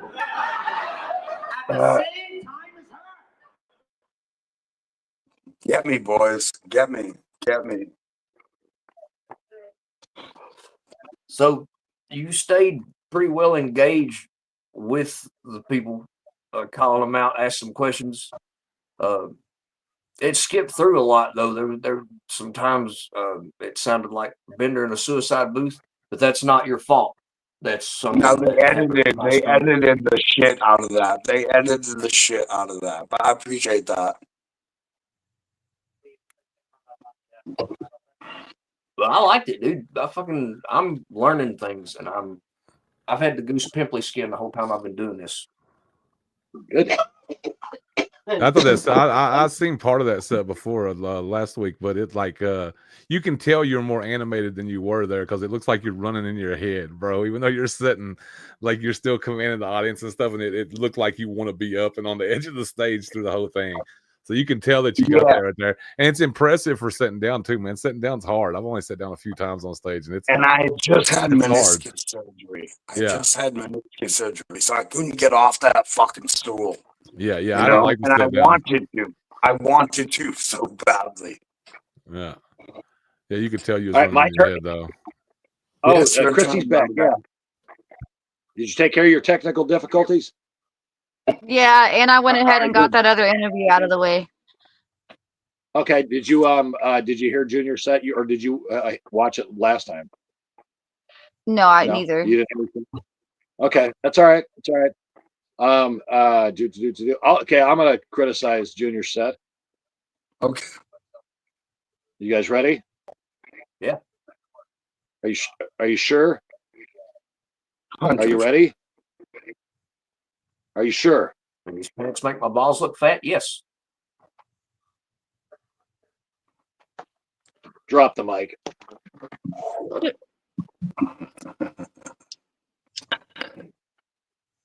Yeah, it didn't have no Hey, misses though. Molly, Punch the hell. pull up Brian's from yesterday too. You didn't critique me, Damien. That was the point. Yeah, That was the Metro. joke, dumbass. That was the fucking joke. Didn't even get it. I did now. There. See, got to point shit out to you. Check out Class. www.udtv.info. You guys know what Frosted Flakes and blowjobs have in common? They're great. I wrote that one. Tell me I'm wrong. Tell me I'm wrong.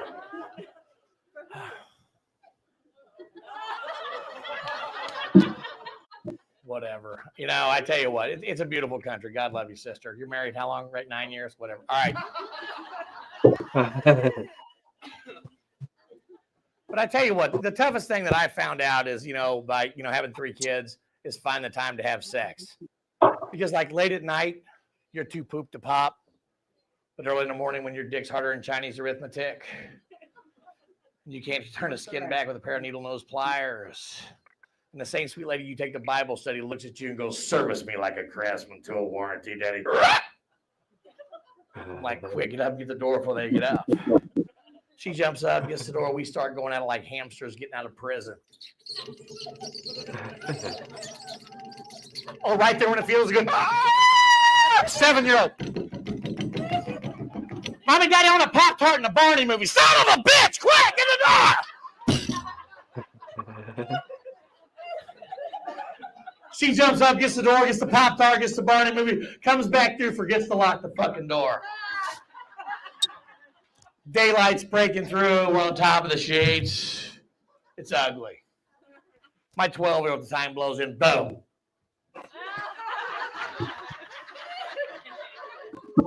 What are you two doing? I'm like, shit.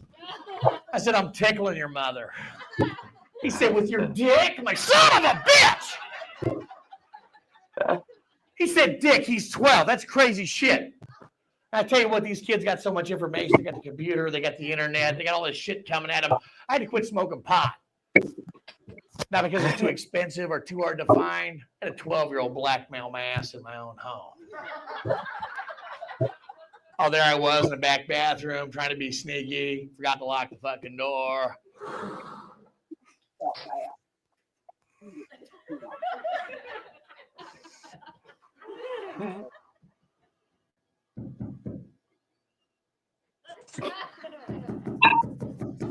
Daddy? Yeah, buddy. What are you doing? I said, son, I'm burning incense in here. He said, with a crack pipe? I'm like, son of a bitch! He said, crack pipe? That hurts. And for the next couple of weeks, he's the nicest little boy you'd ever want to meet. And then he turned on me. Hey, Daddy, you got $20 for the show? I'm like, look, I don't have it. Come on, give me $20 for the show. I'm like, look, I'm tapped. He goes, I bet you come up with $20 if you need a bag of marijuana. You know, the dare officer going to be in the 7th grade this week, and I'd hate to see you get popped, Pop. He'd go missing. I'm like, you little shit. Here's $20. Have a good time. Well, things started smoothing out. I bought a brand new digital video camera. It's a Sunday. I got my daughters on the floor, getting some great shots. I'm looking for my son. He's nowhere.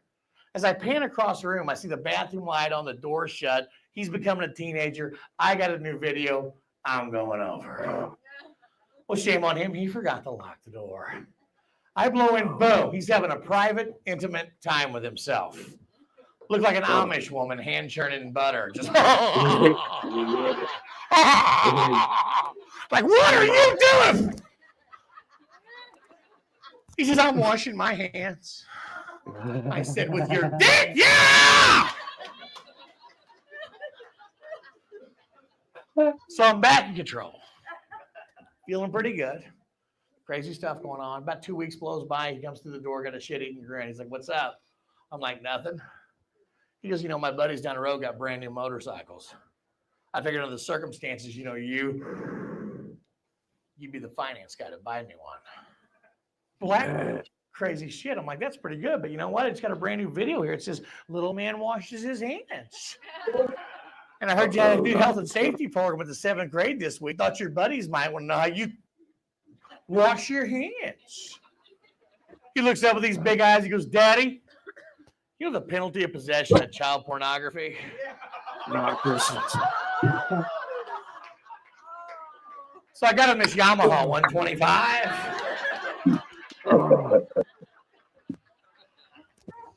It's a pretty nice bike, that's all I'm saying.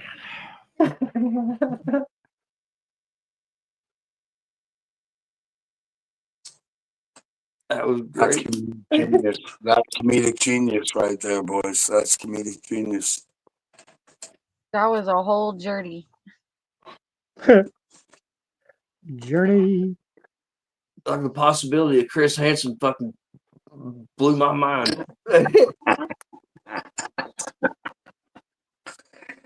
I thought, like, when you were doing the premise of it, like setting it up, and then you talked about the video camera, I was like, bro, you fixing to have to explain why you brought the Zima. Don't do it. But it was great.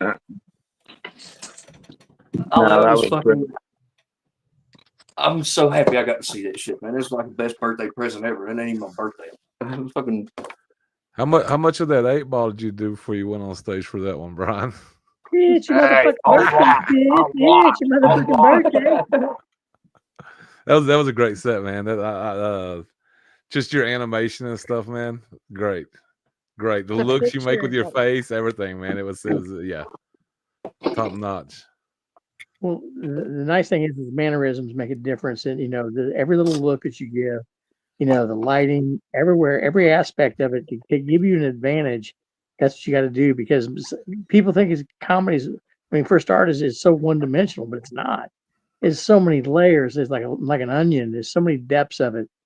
From angle to make sure that you're hitting all parts of that crowd. If you dissect them to a third, that you're getting the same laughter from the right, left, and center of the room. If you're not, what are you not doing or giving to that audience members? I don't know. Go ahead. Yeah, complete control, man. Hey, I don't got nothing bad to say because I've done with him. I was on that show with him, and I know how much cocaine we did. If I could say anything, he was going a little faster than he usually does. He usually slows it down. We were fucked off, man. We were fucked off. My heart rate was like 190. He was still completely in control of the crowd, though. Like completely, he had them completely. Yeah, yes, he did. Yeah, Amen. yeah. He was an undercover officer in that crowd that night too, and he said something later on in the show. I was like, "Oh God, fucking jail." Yeah. I thought it was really interesting. Where, like, the moment I thought in my head that you were a beat off, you said out loud something about beating off, and I was like, "Oh shit!" And then the moment I realized you were back, you were like, "Okay," and now you're back in control again. You said something about being back in control, and these notes that, like, how much of that was like on purpose?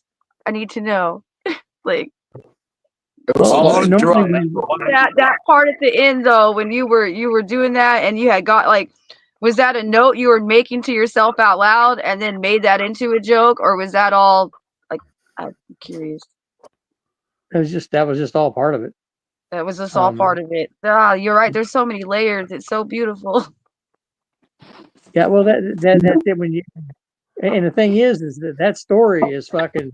It's true. It is a true story. Just embellish a little bit here and there, and Yeah, you took a single. Guys, hey, I'm sorry. When we're on stage, we got 73 thoughts racing through our brains.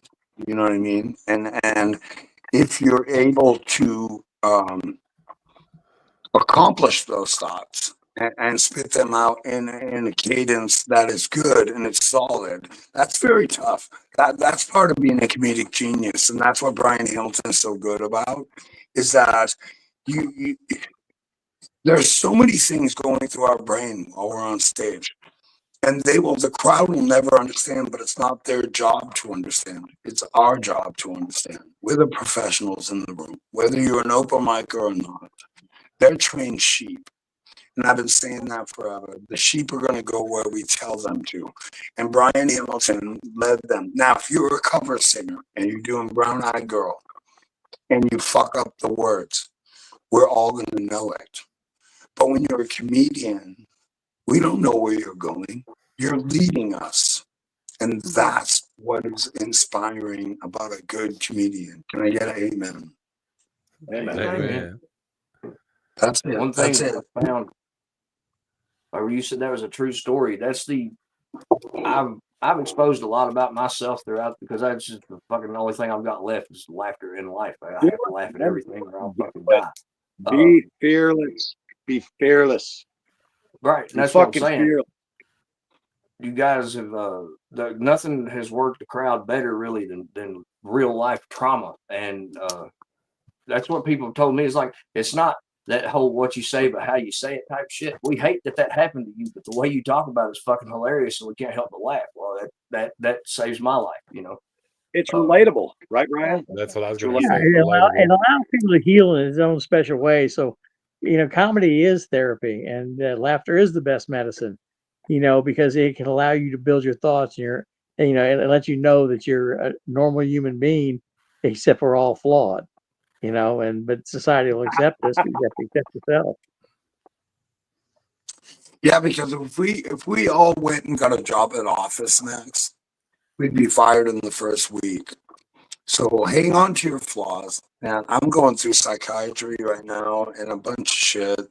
But the thing is that's where I find my inspiration. So embrace that pain, and that's what Brian's always done. That's what Damien's done. That's what I've done.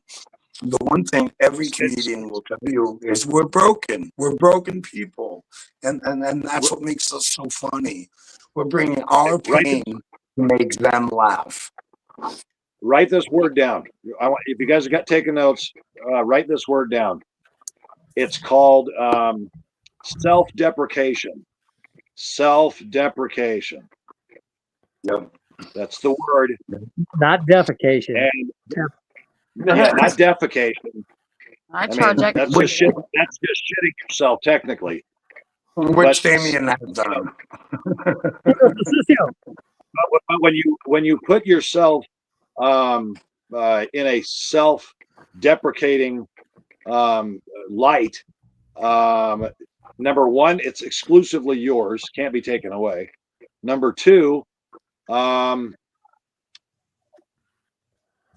it frees you. I mean, comedy is therapy for me, like Brian was saying, but it frees you of ever being criticized about anything or any wrongdoing, any death, any accident. It's all fun and games till someone gets hurt, and then it's funny. I mean, stuff like that.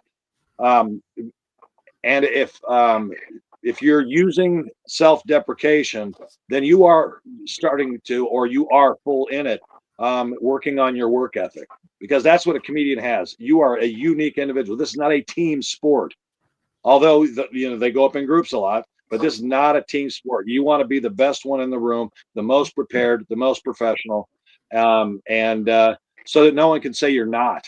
That's the other point. So no one can say you're not. Oh, you don't have any experience. Well, Eric, you're going to have an experience right now. I'm going to give you my whole set while you're holding your fucking Walmart bag. I know who you are, motherfucker. And I'll just talk their ear off until they say, okay, fuck it. I'll hire you. I'll hire you. That's one way of doing it. Yeah. And here's the thing. The experience comes from getting on the mic as many times as you can. And that's something that I didn't follow that path. I had a wife who was a booker. But I will say this, man, take those growing lumps, take those growing pains. Something else that has been very, very helpful is because it's something that I haven't used. I mean, this is all new to me, and that's why I need to have a producer like Molly in the room because I don't know what the fuck I'm doing. But what I do know is that it's the Morning Mac show. That's where I first met Molly, and that was the first. I don't know how Althea how she got my name or anything, but it was just an invitation, and you know, she put me on, and I had no idea what the show was. And I've been going on and off on that show for, man, I don't even know. It's been months, months and months. And to do, I've got a reputation in that group, and I learn a lot from all of them. And then, you know, Brenda Brown and the Sauce in the City comedy game show. I mean, that's like a religion for me now. And talk about therapy. Meeting all you guys and, you know, listening to everyone's creativity. It is so beautiful to me. You know, and It's Damien's been telling me for a long time because I took a hiatus from the stage, and I don't have to do this anymore. I don't care. I'm retired, but he humbled me, and I want you guys to carry the torch. That's the biggest thing you should take from this. There's a lot of what you've been told tonight, and we all come from different perspectives, but carry that torch, man. Light that fire, and keep doing what you do. I'm proud of you guys. Well, this is the most accepted I've felt anywhere in a long time, man. I'm saying that now. Don't get used to it.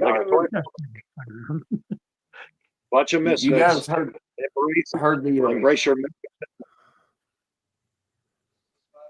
And I hope you guys do. Let's close it out like this. Let's close it out like this. I'm going to start with the new students. I'm going to start with Chris. What'd you get out of the second class of the Hamilton Academy of Comedic Excellence? Man, I got to know you guys better. That's what I got out of it. Y'all was talking about. I was lucky when I came into comedy. I actually started doing what y'all just suggested. I came in telling all the embarrassing stories, like stuff that you shouldn't tell people. That's the ones I started telling, and some of them hit, some of them didn't, some of them gross people out. But I took the ones that hit, and I built something out of them. So you know, I think the most important part's the grind. It's the grind and realizing the stuff around you. Like sometimes jokes will write themselves. I've been going to the doctor to get healthy for the road. And when I went in, the first thing he did was put me on the scale. And he said, I'm going to go ahead and update your medical records from obese to rotund. and then later on in the meeting, I was telling him how I was doing stand-up comedy now and had been doing it for a while. And he said, I see you're going to Ralphie May route. And I thought about it, and I said, Doc, I said, Ralphie was 45 when he died. I'm 46. And he goes, yep. And that's just the doctor's appointment. I didn't write none of that. So, you know, like, use whatever you got, man. Hey, Damien, let me say this right now. We're going to feature him in the upcoming episodes. But my best friend, Bubba, was 562 pounds.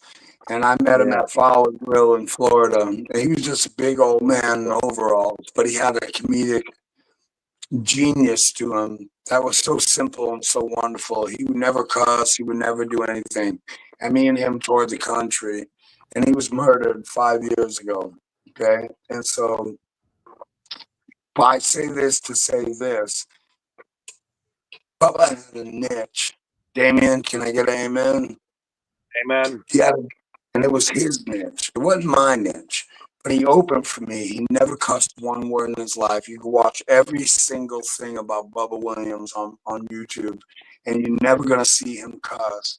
But he somehow opened for me, and we were a fantastic show, I'd like to think. But that's just it. Don't let anybody dictate your styles, brother. You reminded me a lot of him with a mixture of me.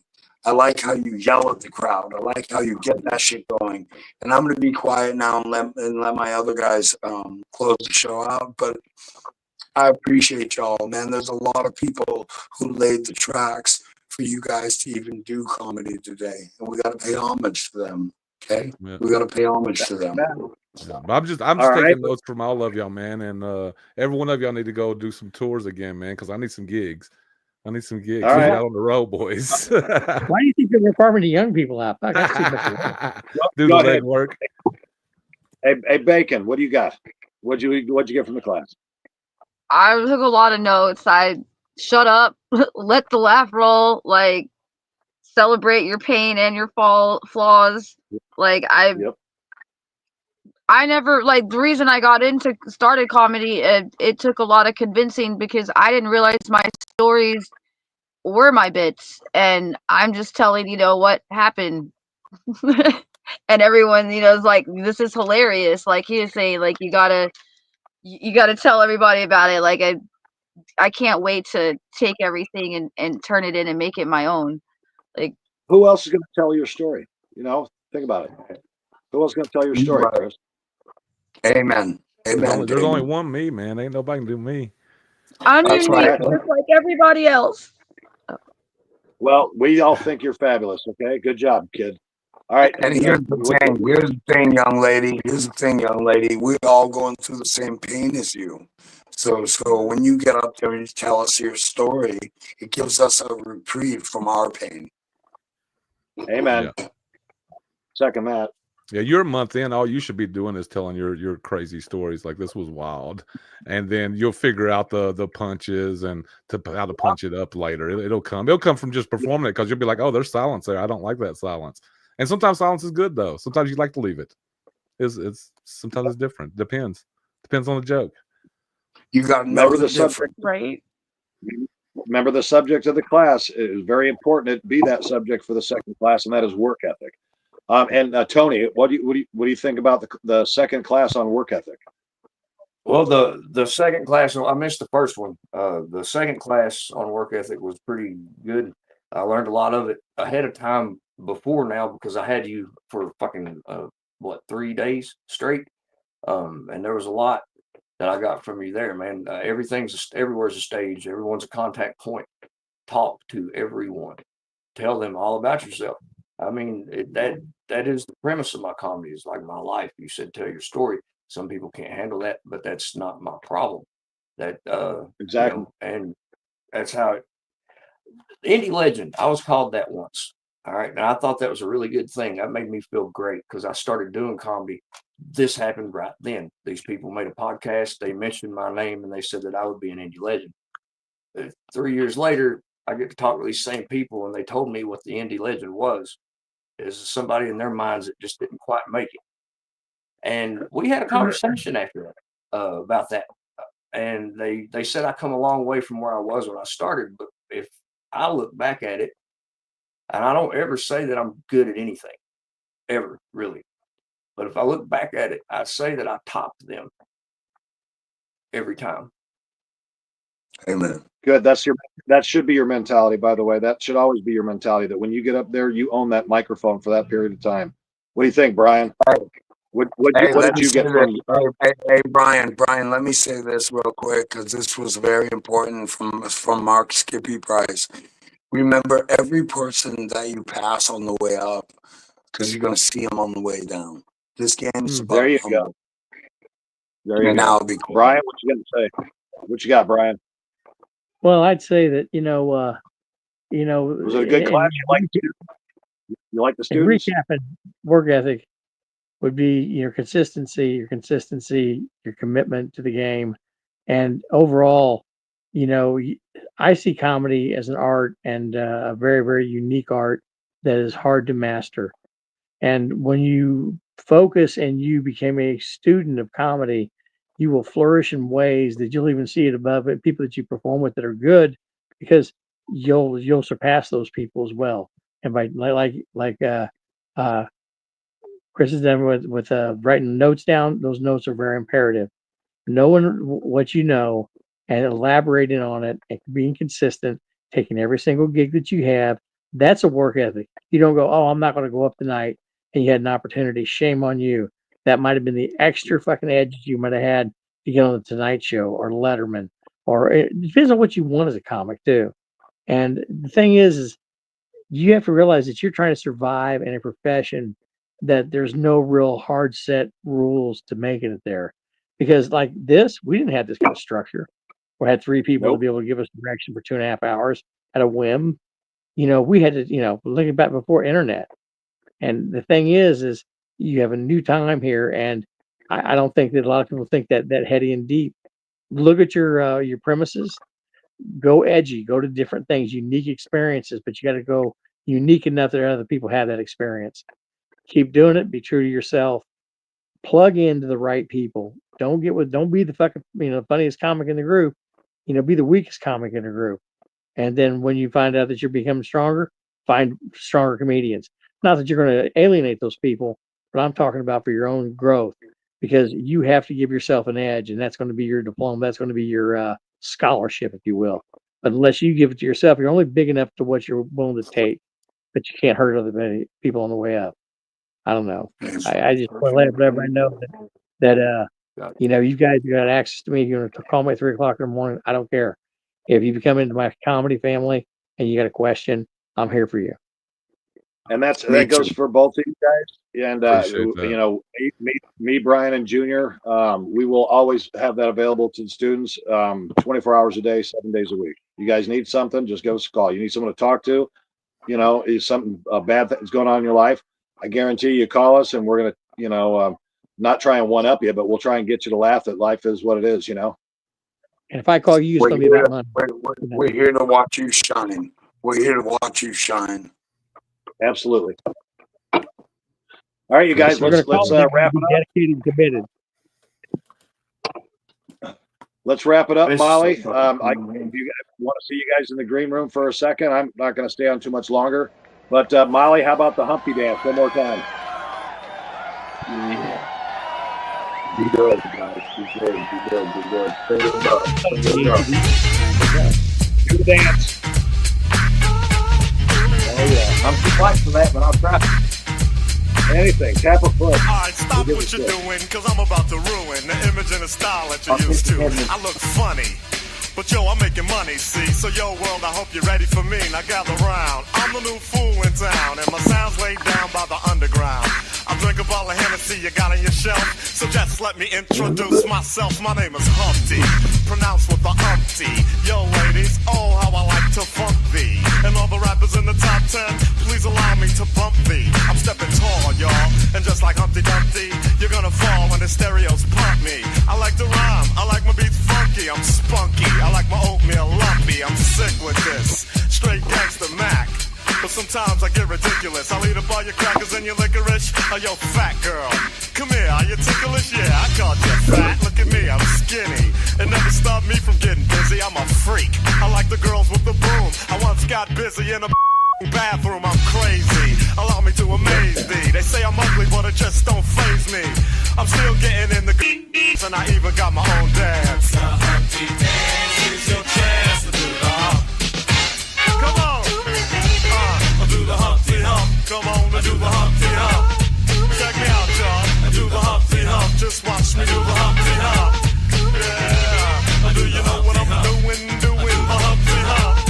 Come on, I do the Humpty Hump, I do the Humpty Hump.